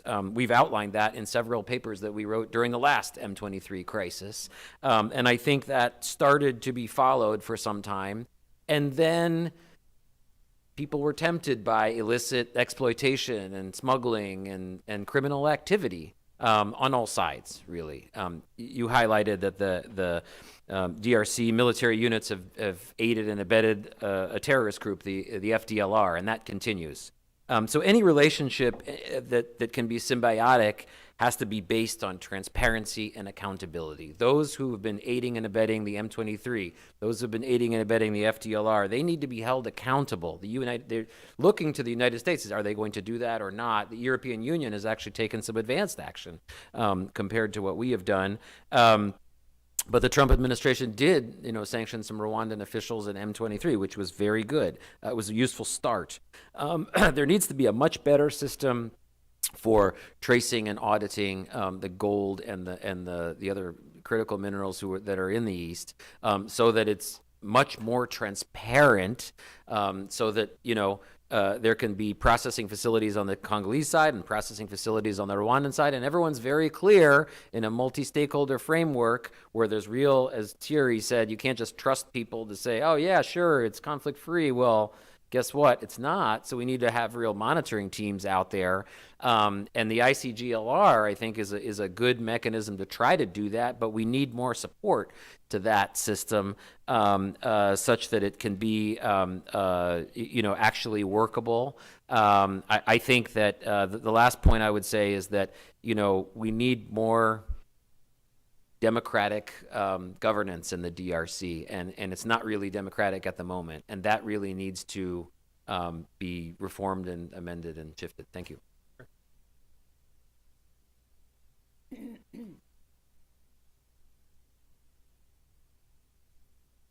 Thank you so much, Dr. Justin, for the question. I'm probably not the most qualified to speak about this conflict in DRC. I think my colleagues who been in the area and live there, I think, are better place to. But I think speaking from my understanding of some of the drivers of the conflict, I think there are two processes that have happened at the regional level. One, the process that the Luanda process led by the Angolan president, they tried to, bring the two, DRC and Rwanda, to the table, as well as the Nairobi, process. And I think these two processes, in a way, should have at least, de-escalated the conflict. Unfortunately, I think, the government in Kinshasa is not buying into, the negotiation and demands. And currently, I think Angola is trying to bring them to the table. And one of the conditions now is the M23 is saying we also want to be on the negotiating table. So governments can negotiate, but the leaders of the group also want to be part of that negotiation, which I think is quite important. Of course, you cannot support, these groups to be part of, formal processes, but we have to accept that the situation has reached another level that it calls for, these measures that are not usually what one would want. So the DRC government should accept that at least we need to have, leaders of these groups to also come and understand what really their interests are. Then the other thing is around strengthening, the institutions, state institutions. Really, I think, DRC is a vast country; it's quite big, and arguments that we have also heard that it's quite difficult to manage, such a big country with enormous resources, and so many people with interest. But the U.S. also, I think, can play a role through, this or security partnership deal, and come up with some sort of preconditions. Since DRC is already, seeking to partner with the U.S., that can also be, one of the preconditions to stabilize the region. Thank you. Thank you. And I'll just close by saying I think there's incredible opportunity here. I think that the new administration, President Trump's administration, sees they want this the bloodshed and the violence in the eastern DRC to stop, but they also see the U.S. National security interest in the area, and that's DRC in particular, but all of the continent of Africa. And I think that if we can't get this fixed, if we can't, develop this safety and security and the stability in the area, the people that win every time are the corrupt governments that are making money from it, and the Chinese who thrive in this type of environment, and on occasion the Russians. Thank you. Mr. Olszewski. Thank you very much, Chairman Smith, Ranking Member Jacobs, and to all of our witnesses. I want to just say clearly we have an abundance of resources here, but also no shortage of concerns, and so worthy of our time and attention. So I thank you again for calling us together. I also just want to reinforce the point that Ranking Member Jacobs made earlier about, if we're serious about exploitation, just making sure that we're taking the holistic view of things here. Certainly concerned about the impact of what the CCP is doing, but also thinking about those issues of transparency, economic opportunity that so many of you raised today. And so I want to just thank you for that. It's probably no surprise to members of this subcommittee that I'm especially appalled and interested in the stories of children who are victims of the sector that is fueled by violence, corruption, and cruelty. We know that there are as many as 40,000 child laborers in the cobalt mines now. Just this year, between January and February, more than 400 children in the eastern DRC were recruited by armed actors, with some as young as 14, being as young as 14 years old. We know that these children earn as little as $2 a day and face deadly landslides, hazardous conditions, and diseases, but continue to abandon school and work due to poverty and hunger. We know that, Mr. Dongola, I appreciated you mentioning the ways in which gold mining investments often reduce in less students in school. I appreciated also your comments about monitoring attendance levels in mining areas as we address these concerns. It's a real concern. The Human Capital Index for the DRC is at 0.37. That means that a Congolese child born today will achieve only about 37% of their full potential, compared to what would be if they had that full quality education, healthcare. It's one of the lowest scores in the world. Staggering 97% of 10-year-olds in the DRC cannot read and understand a simple text. And so in this committee and elsewhere, I will just continue to bang the drum about the importance of education among those other supports. Certainly, any successful strategy strategy to address China's exploitation and support for Africa's use of its critical mineral sector must include these supports for families, children, and local communities. And so I will note in 2019, there were a number of large companies that do benefit from this cobalt mining, such as BMW and Samsung, that launched the Cobalt for Development program with the stated goal of supporting safer and more ethical practices. These initiatives included better access for education for Congolese children, which can help provide opportunity and reduce the prevalence of child labor in mines. I guess my question then, for Mr. Dungala and Mr. Board, just in the interest of time, can you talk a little bit more about what initiatives have been most effective in supporting educational outcomes and providing those alternative options for income for child minors across Africa? And then if you could answer the question, especially in the context of without the presence of USAID and the ways in which those programs have been just gutted in recent months, so that we can scale the programs that can work to counter CCP dominance in the region and ensuring those critical extractions support local communities rather than exploiting them. Thank you, Congressman. It's very refreshing to see someone so engaged on, it's a business question, but it's also a community question. So from the private sector side, some of the initiatives that we've done, usually there has to be when a mining company or a processing plant is established either in Zambia, DRC, Ghana, I think in Cote d'Ivoire, they all have the same framework where the village leader, there needs to be an agreement with the village. And this agreement has most of the families that are impacted by the education, their children not going to school, are going to be signatories to this agreement. The village that signs off on this community agreement for mining should have provisions on education. Say, hey, are your children still attending school? How many children do you have? Lean on that community agreement that the mining company has, and all the big companies have them, from Barrick down to the smallest, even the Chinese, when they have to get some sort of community agreement where they're mining.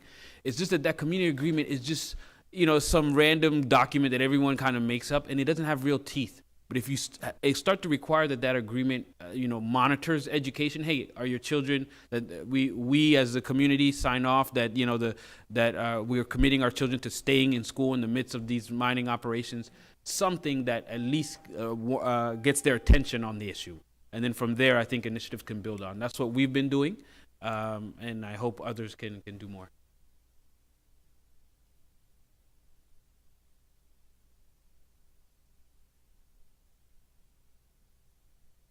All right. So I think for me, better access to education is one of the most effective ways to, reduce child labor and exploitation in the mining sector, and particularly in the DRC, where we have this staggering statistics of, children as young as, 10 and 14 not being able to read and write. And child labor, I think, in the mining sector is often driven by poverty and lack of economic opportunities and even, social protection systems. And when families cannot afford school fees, ultimately children are forced to, contribute to the household income by working in these dangerous, mining conditions. And what I think in terms of what those mechanisms in terms of providing access to education could do, you talked about the Cobalt for Development, which is quite a noble initiative that is focused on improving access to education and supporting safer mining practices, particularly for artisanal cobalt communities.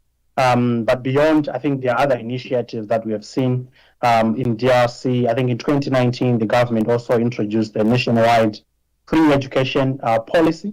While this is quite an interesting program and increased school enrollment rates and challenges around, overcrowding in classrooms and teacher shortages, I think more needs to be done.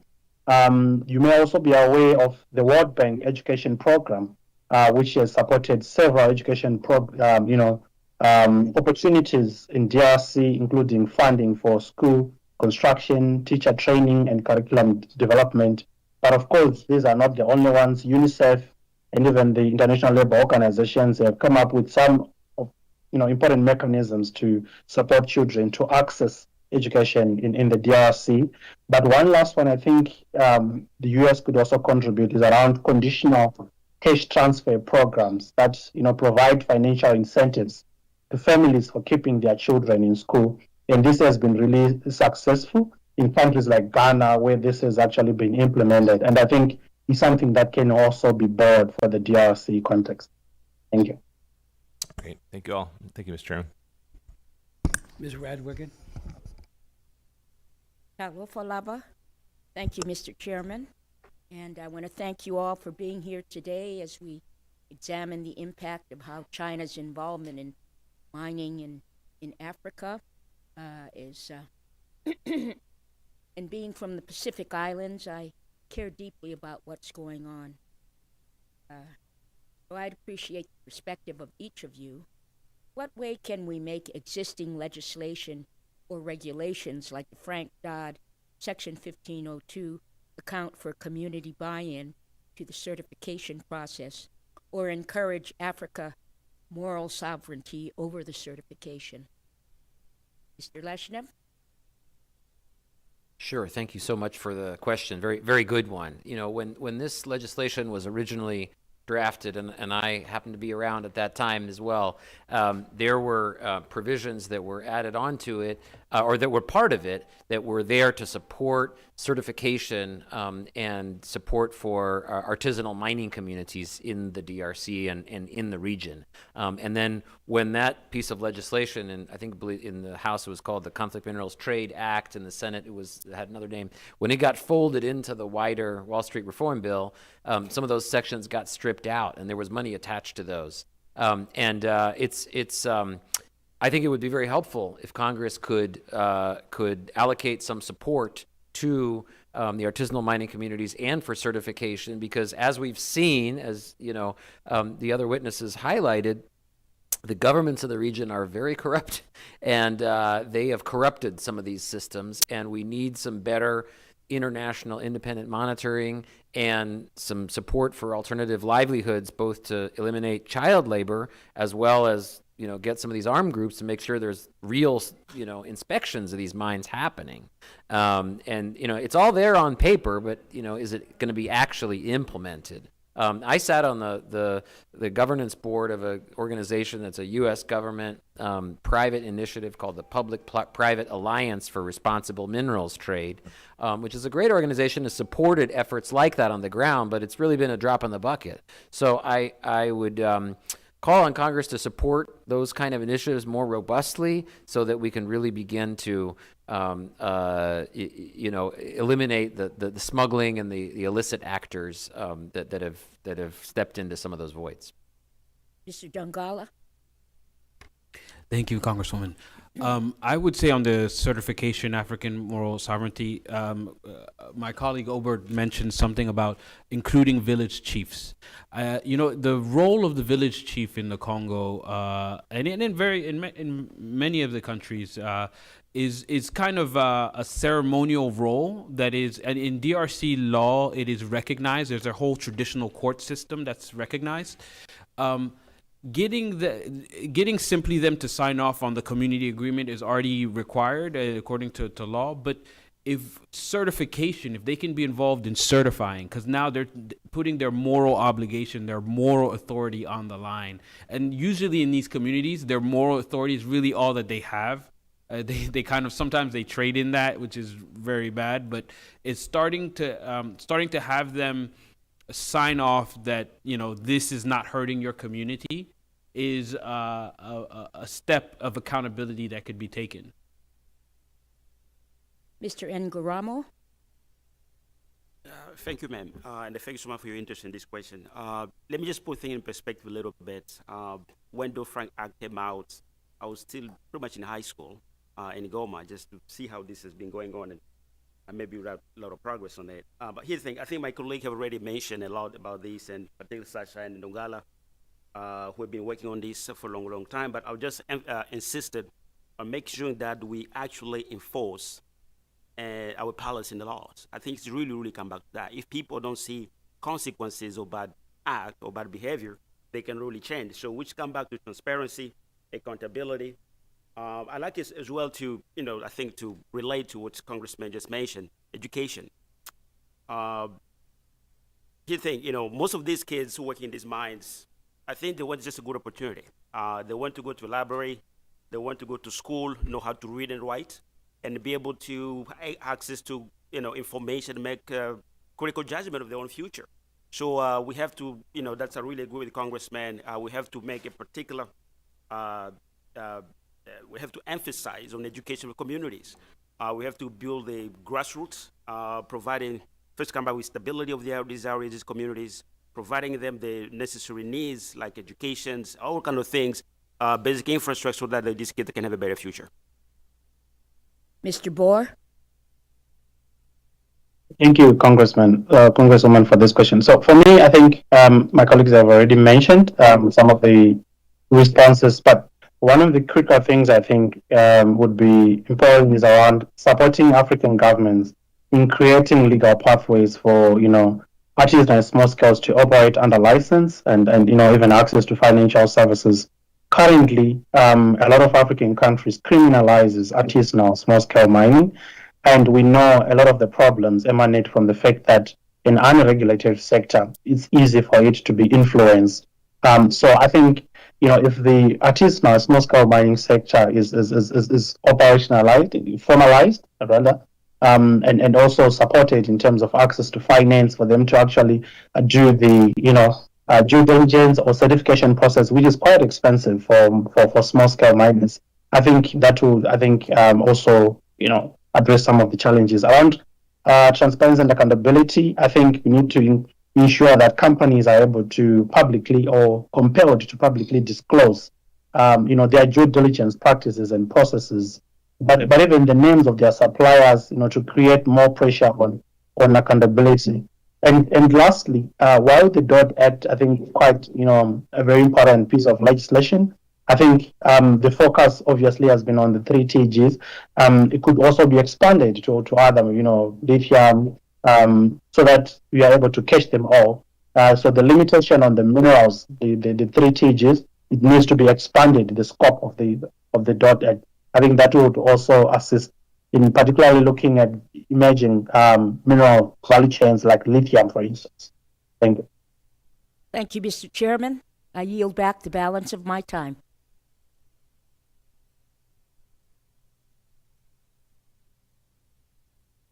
Thank you very much. Mr. Baird. Thank you, Mr. Chairman, and thank all of you witnesses for being here. We really appreciate you sharing your perspective about what's going on in Africa. But Mr. Ngaruma, did I pronounce that correctly?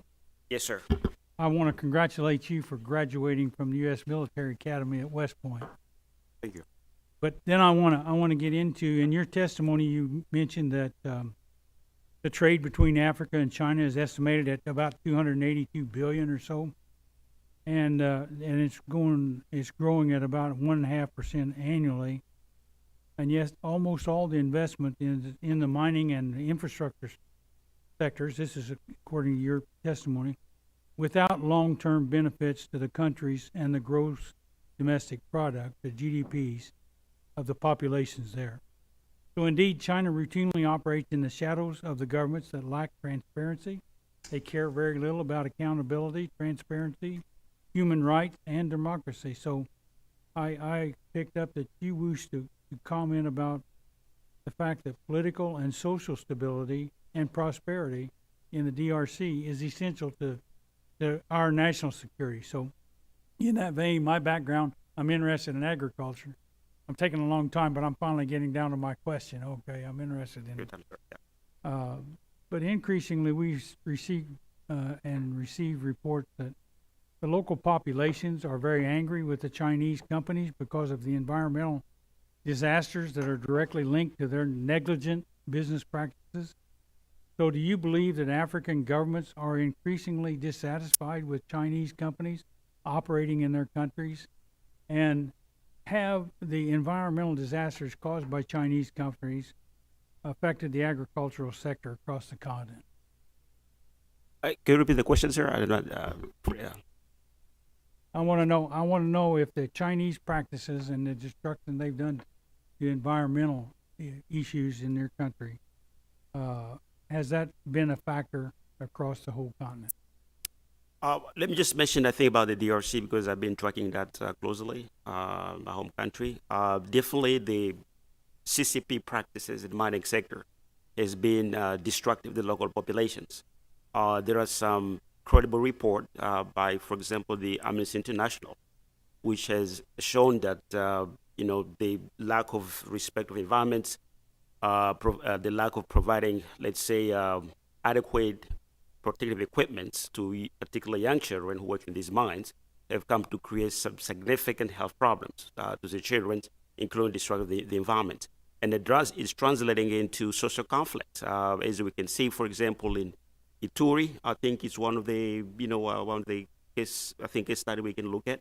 Now, how that I think will translate to maybe some kind of dissatisfaction of the population across the country, across the continent, I think is remain to be seen. But we can say that there's definitely some trends, and I think part of the reason why we are seeing all this conflict going around, particularly in the DRC and the Sudan.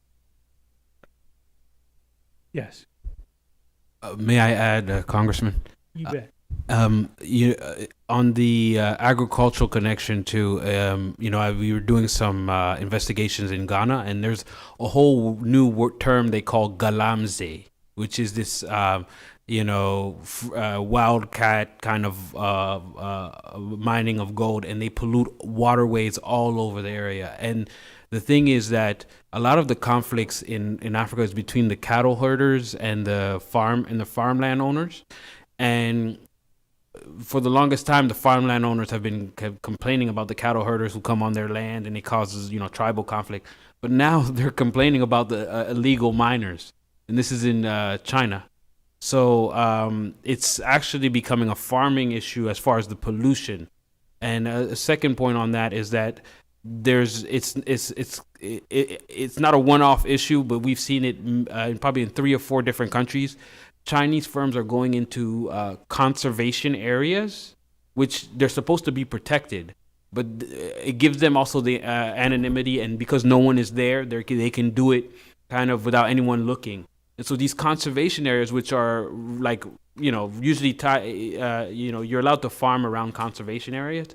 So a lot of farmers, and these are smallholder farmers, they have a couple of acres, they use it for subsistence farming, feeding their families. They are the first ones to witness and also to feel the impact of illegal mining, sponsored by the Chinese. So I just wanted to put that on the record too. I really appreciate that comment, because when you think about agriculture, and Africa has a lot of fertile land that could be used for agricultural production, but when you contaminate that soil, you're going to contaminate the food. And so, excellent point. Any of the other two have any comments in that regard? That's a great question, Congressman. The prices of some of these minerals are skyrocketing. We all know gold hit $3,000 an ounce for the first time a couple days ago.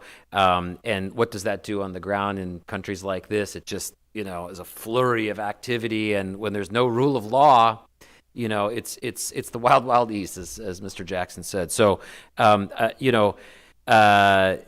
I think the key is really the governance and the rule of law and reducing this corruption and kleptocracy. I've been to many mining communities in Congo where the alternative livelihood is farming, but nobody wants to do it because everyone can make a quick buck. And there's so many exploitative actors, from armed groups to corrupt officials, who are just going after these mines. So you need a much better framework. As Mr. Bore said, I fully support the formalization of the artisanal mining sector. Give them property rights, give them legal areas to work, and then the same thing for the farms. Make sure that is formalized and that there's not bribes being paid everywhere. Back earlier to Ms. Radewagen's question, we need some support for those alternative livelihoods, and that's really in the farming communities. So if we can help reduce the corruption and support the formalization, then I think that can go a long way to establishing better governance in this sector. Mr. Boer, you have any comments? Yes, Congressman. Yeah, thank you so much for the question. I think, Chinese mining operations on the continent have had a significant negative impact on agriculture, particularly through displacement, environmental degradation, water pollution, soil contamination. I think there's ample evidence of communities that have been relocated that rely on subsistence farming, but also even some of them that have been relocated large-scale farming. I'll give an example of a project that is owned by Cobalt, Jiang Cobalt, in Goromonzi, the eastern part of the capital city of Zimbabwe, where big commercial farmers were relocated just to pave way for lithium mining. And of course, the communities also are complaining around the conflict on water resources for mining because of the intensive amount of water required to process lithium, and also for farming. So already, I think we are seeing the connection and the linkages between how mining by these Chinese companies, through either illegal practices or irresponsible practices, are fueling even food insecurity. I can also give another example of a BYD supported project where I think about 30 community households were relocated from their village, and they were moved to a peri-urban area, and they were given just around 450 square meters of land, and these communities used to live on agriculture. So I think there's broad evidence to show that agriculture is being impacted. And also, there are cases also from Sierra Leone where mining by Shandong is also affected agricultural production. So food security, you talk of subsistence living, even livestock. As an organization, as Zella, I think my colleague also mentioned about moving into protected areas where Chinese companies are also now starting to explore mining, particularly in national parks. You might have read in the news where we filed an application, essentially an interdict before the court in Harare to challenge the Minister of Mines who had granted a special grant. A special grant is essentially a special mining list which allowed this Chinese company to mine coal in Hwange, which is the biggest national park in the country. So we are seeing that companies are also starting to move away from where naturally people live to go into protected areas where there is less population. But of course, it's also impacting tourism, which also brings another dimension in how mining in these areas is affecting conservation efforts. Thank you. Thank all of you, and I yield back, Mr. Chairman. Let me, we have one quick question, because I have a series of questions. Oh, okay. Let me ask a few questions. I'll put them all out, and then whichever ones you would like to answer, please do.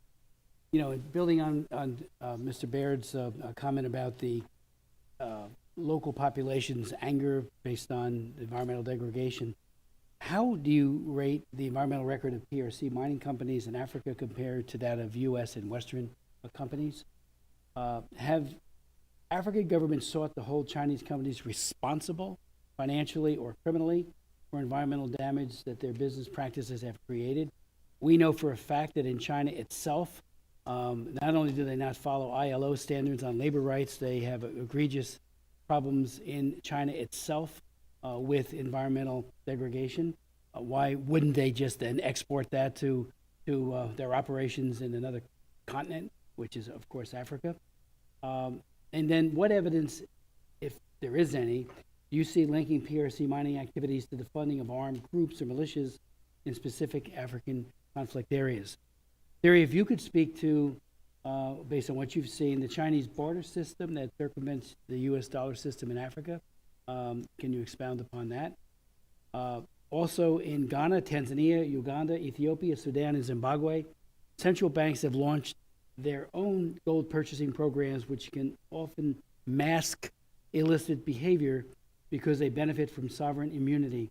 What measures should regulators and sanction enforcers take to ensure that our sanctions and other sanctions, like by the EU, remain effective? Let me also ask, if I could, what are the major goals and changes under the recently negotiated PRC Cyclemines infrastructure for mining rights agreement? What has the DRC government done with the reported $7 billion it received from this agreement? And to what extent have corruption and diversion of resources characterized this deal since it was signed? And where would you place the responsibility? Let me also thank you again, Sasha, for the recommendation for the illicit gold task force. I'm wondering if you're getting any traction. We'll raise it, obviously, with Secretary of Treasury and as well as State. I think it's an excellent idea. You might want to speak a little further on that. Then finally, I've introduced legislation, H.R. 2310, the Cobalt Supply Chain Act, just introduced it, and at its core is Section 4, a rebuttable presumption that covered goods and goods that are made wholly or in part with forced labor or child labor cannot come here, although if the company can prove it, that it's free of that taint in their supply chain, then it would be allowed to come in. I've patterned that after legislation I worked on along with other members of Congress. There were 4 of us who did it on the Uyghur Forced Labor Act, and a rebuttal presumption is I think a novel way of saying, okay, you can export your goods, but they better be free of child labor, and they better be free of forced labor of adults. There's also an enforcement strategy, Section 5, and then also a Section 6 that says clearly that no federal procurement of vehicles, federal vehicles, can occur if, again, there's child labor or forced labor of adults coming out of Xinjiang, especially because we know that's where the cobalt is being processed. So your thoughts on that legislation? Because I think, platitudes are great. Again, I mentioned before about the zero tolerance initiative done by the human rights folks in DR Congo. Welcome it, but if you don't get enforcement, and I've done oversight hearings on the Uyghur Forced Labor Act, and while it's not perfect, because we had a de minimis provision in there, anything that's $800 or less is not subject to inspection, and it has been exploited with impunity, and we're looking to rectify that. So we're learning from our mistakes with that legislation, but hopefully this will be, a clarion call that we really don't want these kids being exploited anymore. When you look at how sick they get, many of them die, and then the fact that so much of this, as you all have testified, fuels M23 and so many other groups that are killing, maiming, and raping in Africa. We need zero tolerance that has an enforcement capability. So if you want to speak to any of those issues that I've raised, deeply appreciate it.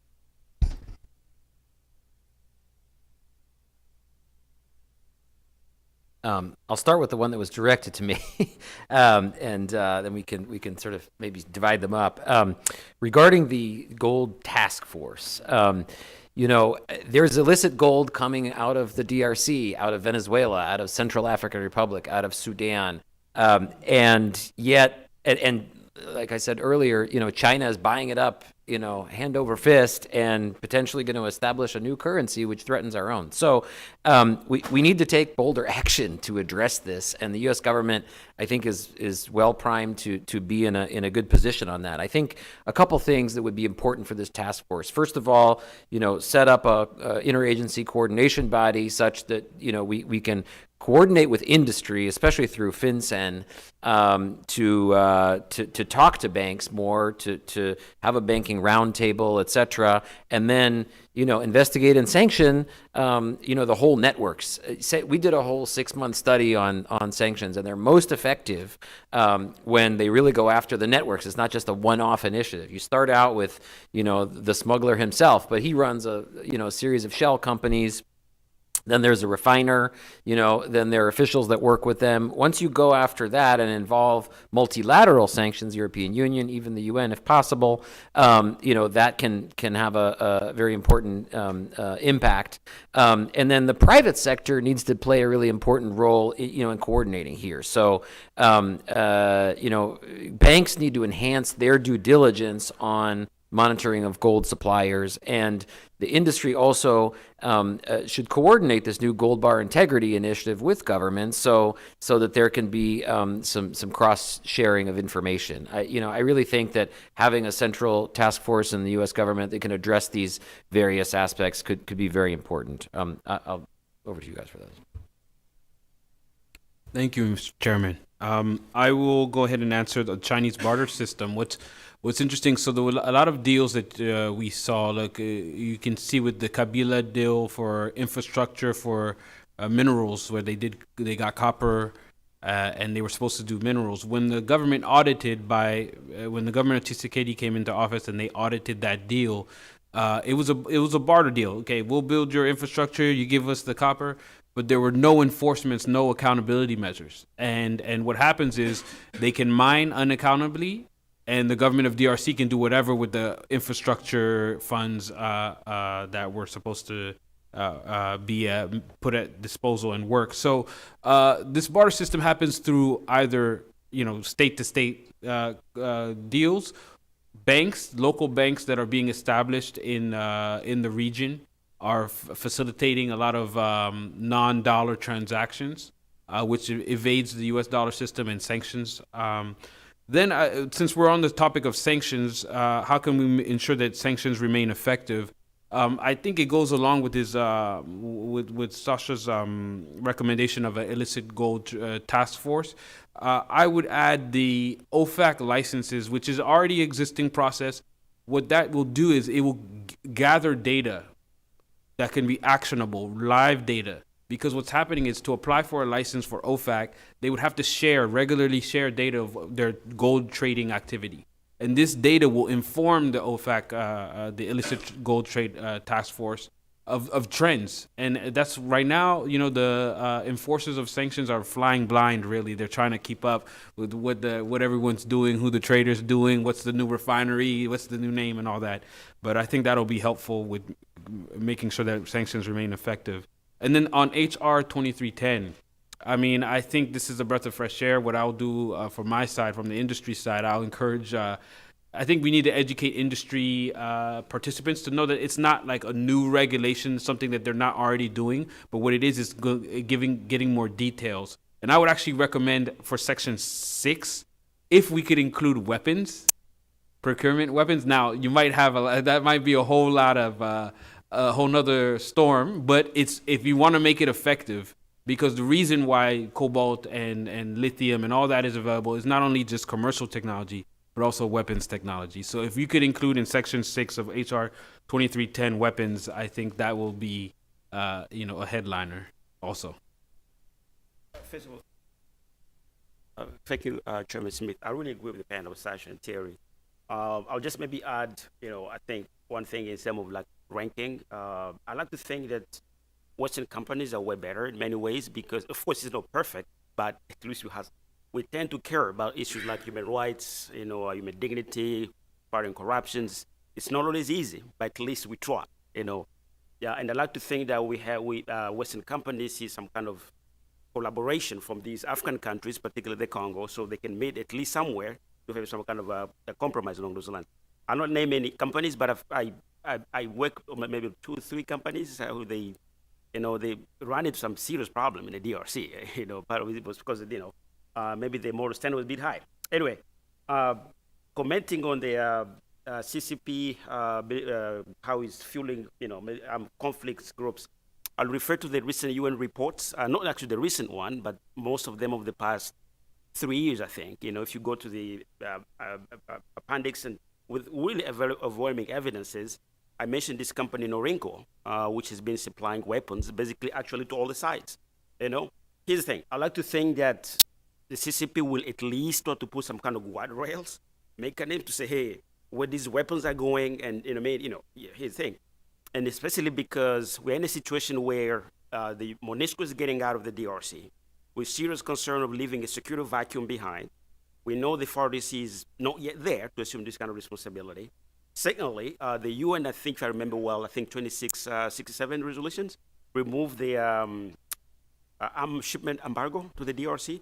So all these can create a high risk of proliferation of weapons in the area. So China, I like to think, should really care about these issues and really try to make sure there's some traceability and make sure that, it does not increase conflict and violence.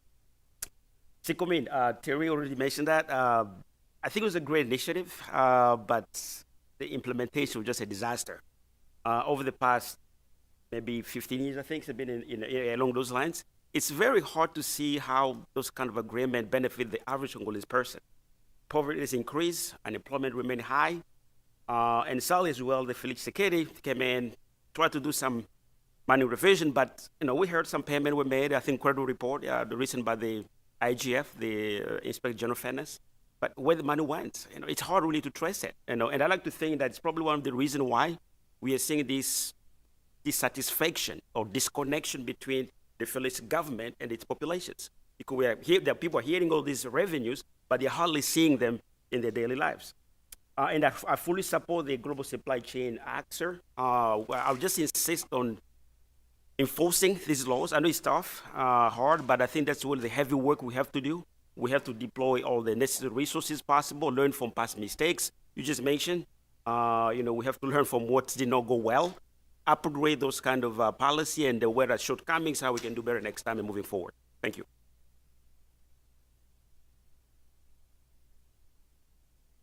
Thank you so much. So I'll address the question on central banks and responsible growth standards. So I think broadly across the African continent, central banks are implementing a variety of measures to promote responsible gold processing and curb illegal, mining activities. I could, cite examples of Ethiopia, where the National Bank of Ethiopia and even Zimbabwe, where the Fidelity gold printers, and even in Tanzania have all been coming up with, incentives for ensuring that actors that are in the ASM, that is now small-scale mining, become more responsible. Safety and health has been one of the key concerns. Then also illicit, trade. However, I think what hampers, these efforts by central banks to promote more responsible gold processing is a policy of what they call no questions asked policy. I think, countries like Zimbabwe have been implementing this, no questions asked policy. And essentially, because government has been trying to mobilize, more resources, they just say, bring your gold and we give you your money. We don't ask questions in terms of how was that gold mine, using what kind of infrastructure, any child labor or any other related, forced labor along. So I think that is a policy that has also contributed to some of the problems we have in the gold processing, and also more promoting these responsible gold processing initiatives. Then coming to your question around, I think the gold, Supply Chain Act, the Cobalt Supply Chain Act, I think it's quite an important piece of legislation that I think if implemented could actually address some of the problems we are talking about. However, I think while it is important that it's this presumption of that cobalt that has been processed in PRC or refined in PRC is associated with forced labor. The cobalt supply chain is very intricate, and if the act can also maybe consider what are the potential for other actors that are not necessarily PRC that might actually be also refining cobalt and it's ending up into the US market. I think restrictions and even the enforcers of this law need to also be thinking creatively and innovatively around, because it's not all the cobalt that is being refined in PRC, even though of course the focus has been China. Then I think the other thing is around national security strategy. Because China dominates, cobalt extraction and processing, it's important for ensuring that there's more coordinated approach at the U.S., Africa, a level.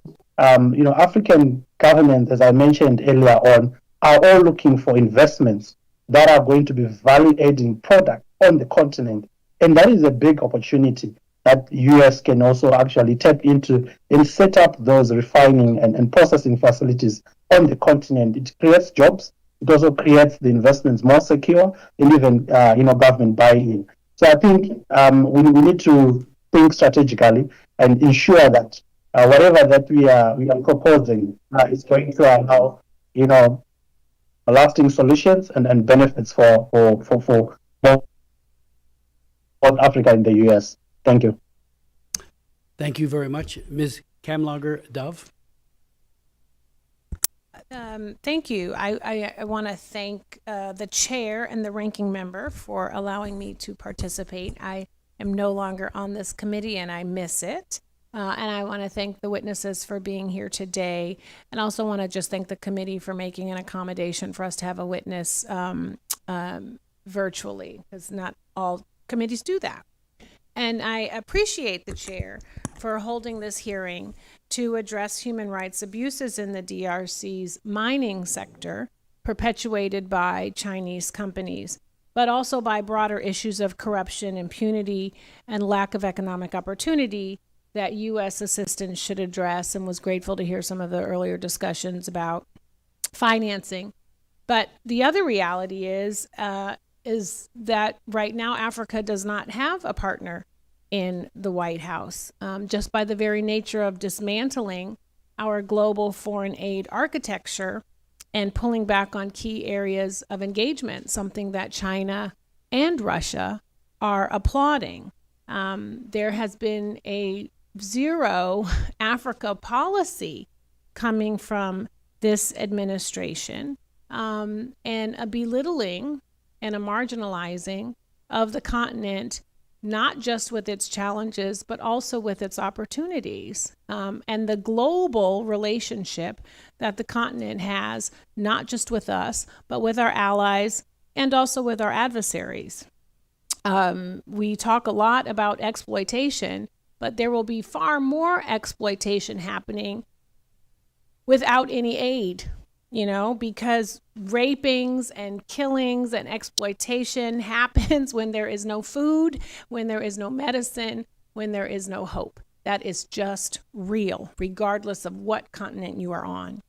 The Death Eaters at the State Department and USAID have disrupted life-saving aid to the world's worst humanitarian crisis in Sudan and the Congo by ripping up PEPFAR, by exacerbating famine and attacking the international institutions that support stability in the region. By doing all of these things, we have also yielded to China and Russia in this space. The chair is absolutely correct.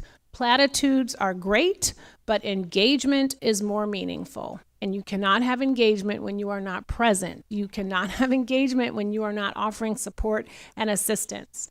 And if you are going to be silent in that space, then that also means you are going to be unbothered by human rights abuses, by conflict, by malign foreign influences that are spreading across Africa.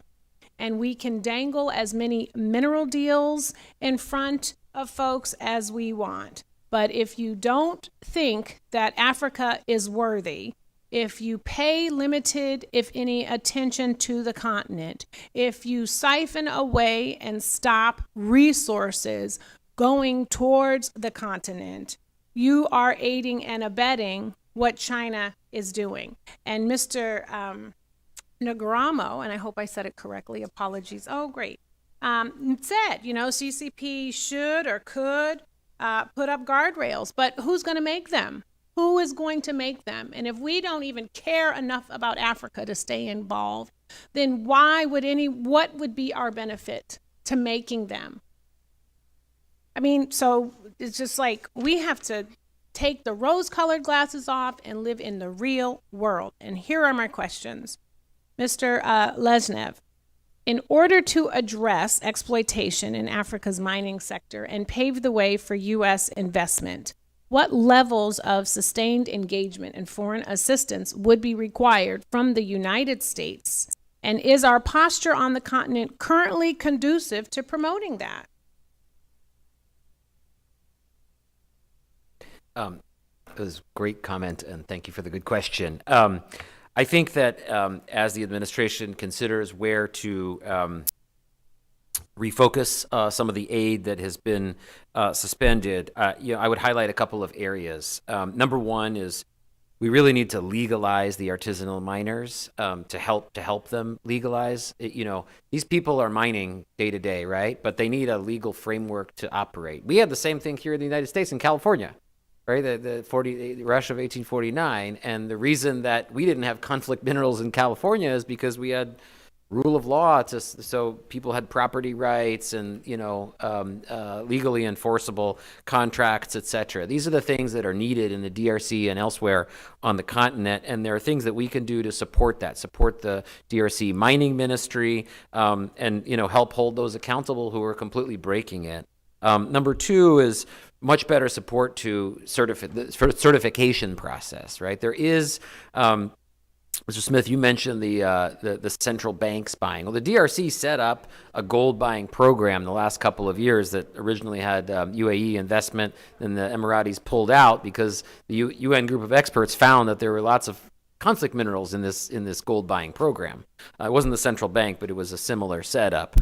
And so for high risk, there's central bank buying and then there's central bank buying.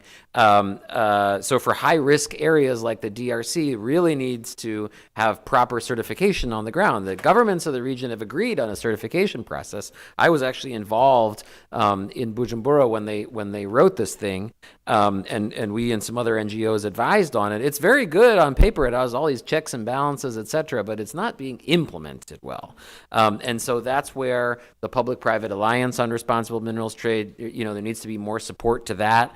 And those are the kinds of things that can counter illicit activity by China and others. So then what about, and my last question, Mr. Chair, what about also brokering a sustainable ceasefire to the destabilizing fighting led by the Rwandan-backed M23? I mean, can you speak about that? And I think that we have been missing in action, leading Qatar to convene peace talks between Congo and Rwanda. So does that play a role? I think stabilization in the region is incredibly important. And are you maybe aware of any U.S. role in trying to preserve the fragile ceasefire, I guess, that was reached last week? Maybe on Signal. Did you get anything on Signal?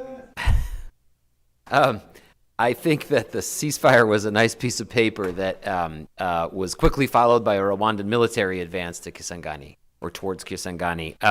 And the reality is, unless Rwanda and the DRC actors who are aiding and abetting other armed groups like the FDLR, unless they're held accountable, then these pieces of paper will be completely meaningless. I think that the initial step of sanctioning a senior Rwandan government minister and some M23 officials and companies was helpful. The European Union followed by much stronger sanctions. These one-off initiatives are good, but they're not going to mean anything unless there's actually a sustained program to pay attention to that. And then once there's a level of seriousness to it, I mean, as somebody highlighted earlier, the DRC army is running away at present, then, you can see some progress. 10 years ago, there was progress, and the blueprint is there in front of us. There was an M23 conflict, and Rwanda withdrew once there was serious consequences. In particular, World Bank money was pulled out, and that had a major impact because that's direct budget support.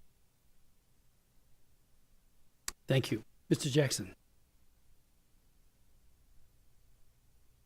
Thank you, Chairman Smith.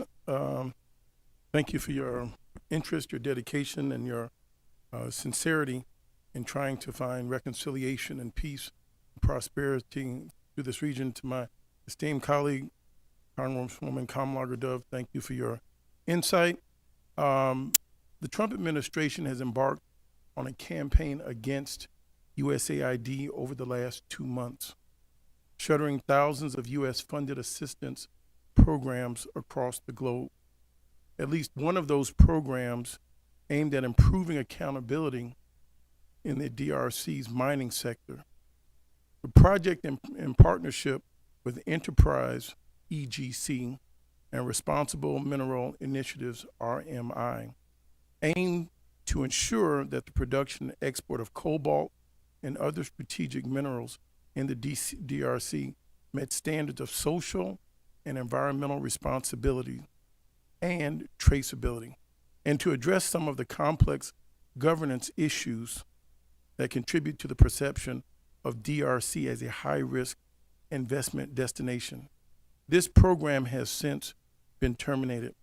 I'd like to first start off with Sasha, if you don't mind, and I thank each of you for your time and talent that have come before us today. Can you please explain how the extraction of critical minerals in the DRC fuels conflict? Sure. Thank you for highlighting these important issues, Congressman Jackson. Yeah, I mean, it's very unfortunate that there are critical minerals in Eastern Congo. Tin, tantalum, and tungsten are the three that are, unfortunately continue to fuel some of the conflict. I will say, I've been working on the DRC for about 17 years now, and the situation for those particular minerals was much worse before, and you had basically a free-for-all at mines, and companies had no idea where they got their minerals. Now you have a auditing system that industry set up, thanks to Congress, to trace and audit these minerals, and almost 2/3 of them, 66% of the smelters, which are the key choke points in these supply chains, have now actually passed these independent audits. The issue is that there's some smugglers on the ground who have taken advantage of some of these loopholes and this traceability mechanism, which we talked about earlier, the ITSC, which is pretty opaque, and why the electronics industry suspended them, have gotten around some of those systems. So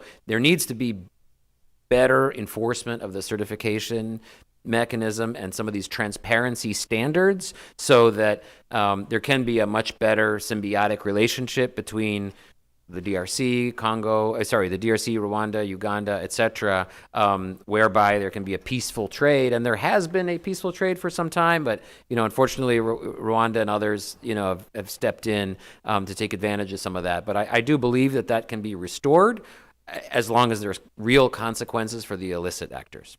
Thank you. As well, Mr. Theory, as well, do you believe that the gutting of U.S. foreign assistance in the DRC creates a void for China to fill as it further pursues control of critical minerals? I would say, based on my statement, I think the void is created by our absence. The sanctions system, I said, is pretty much all stick and no carrot. So I recommended that we have carrot sort of involvement with OFAC, the Treasury, OFAC licensing. But then what's happening right now with the assistance program, I would almost defer to Congress, because the spending authority is yours. Under law, there is a presence, but it's just that right now we're going through a situation where the U.S. government is deciding to review all of these spending decisions. So I think it's calling for the leadership of this committee on these decisions to guide the administration on how to make these most effective. So I think the leadership of Chairman Smith and Ranking Member Jacobs is probably warranted the most right now, to make sure that there isn't an absence or a void in the midst of these decisions.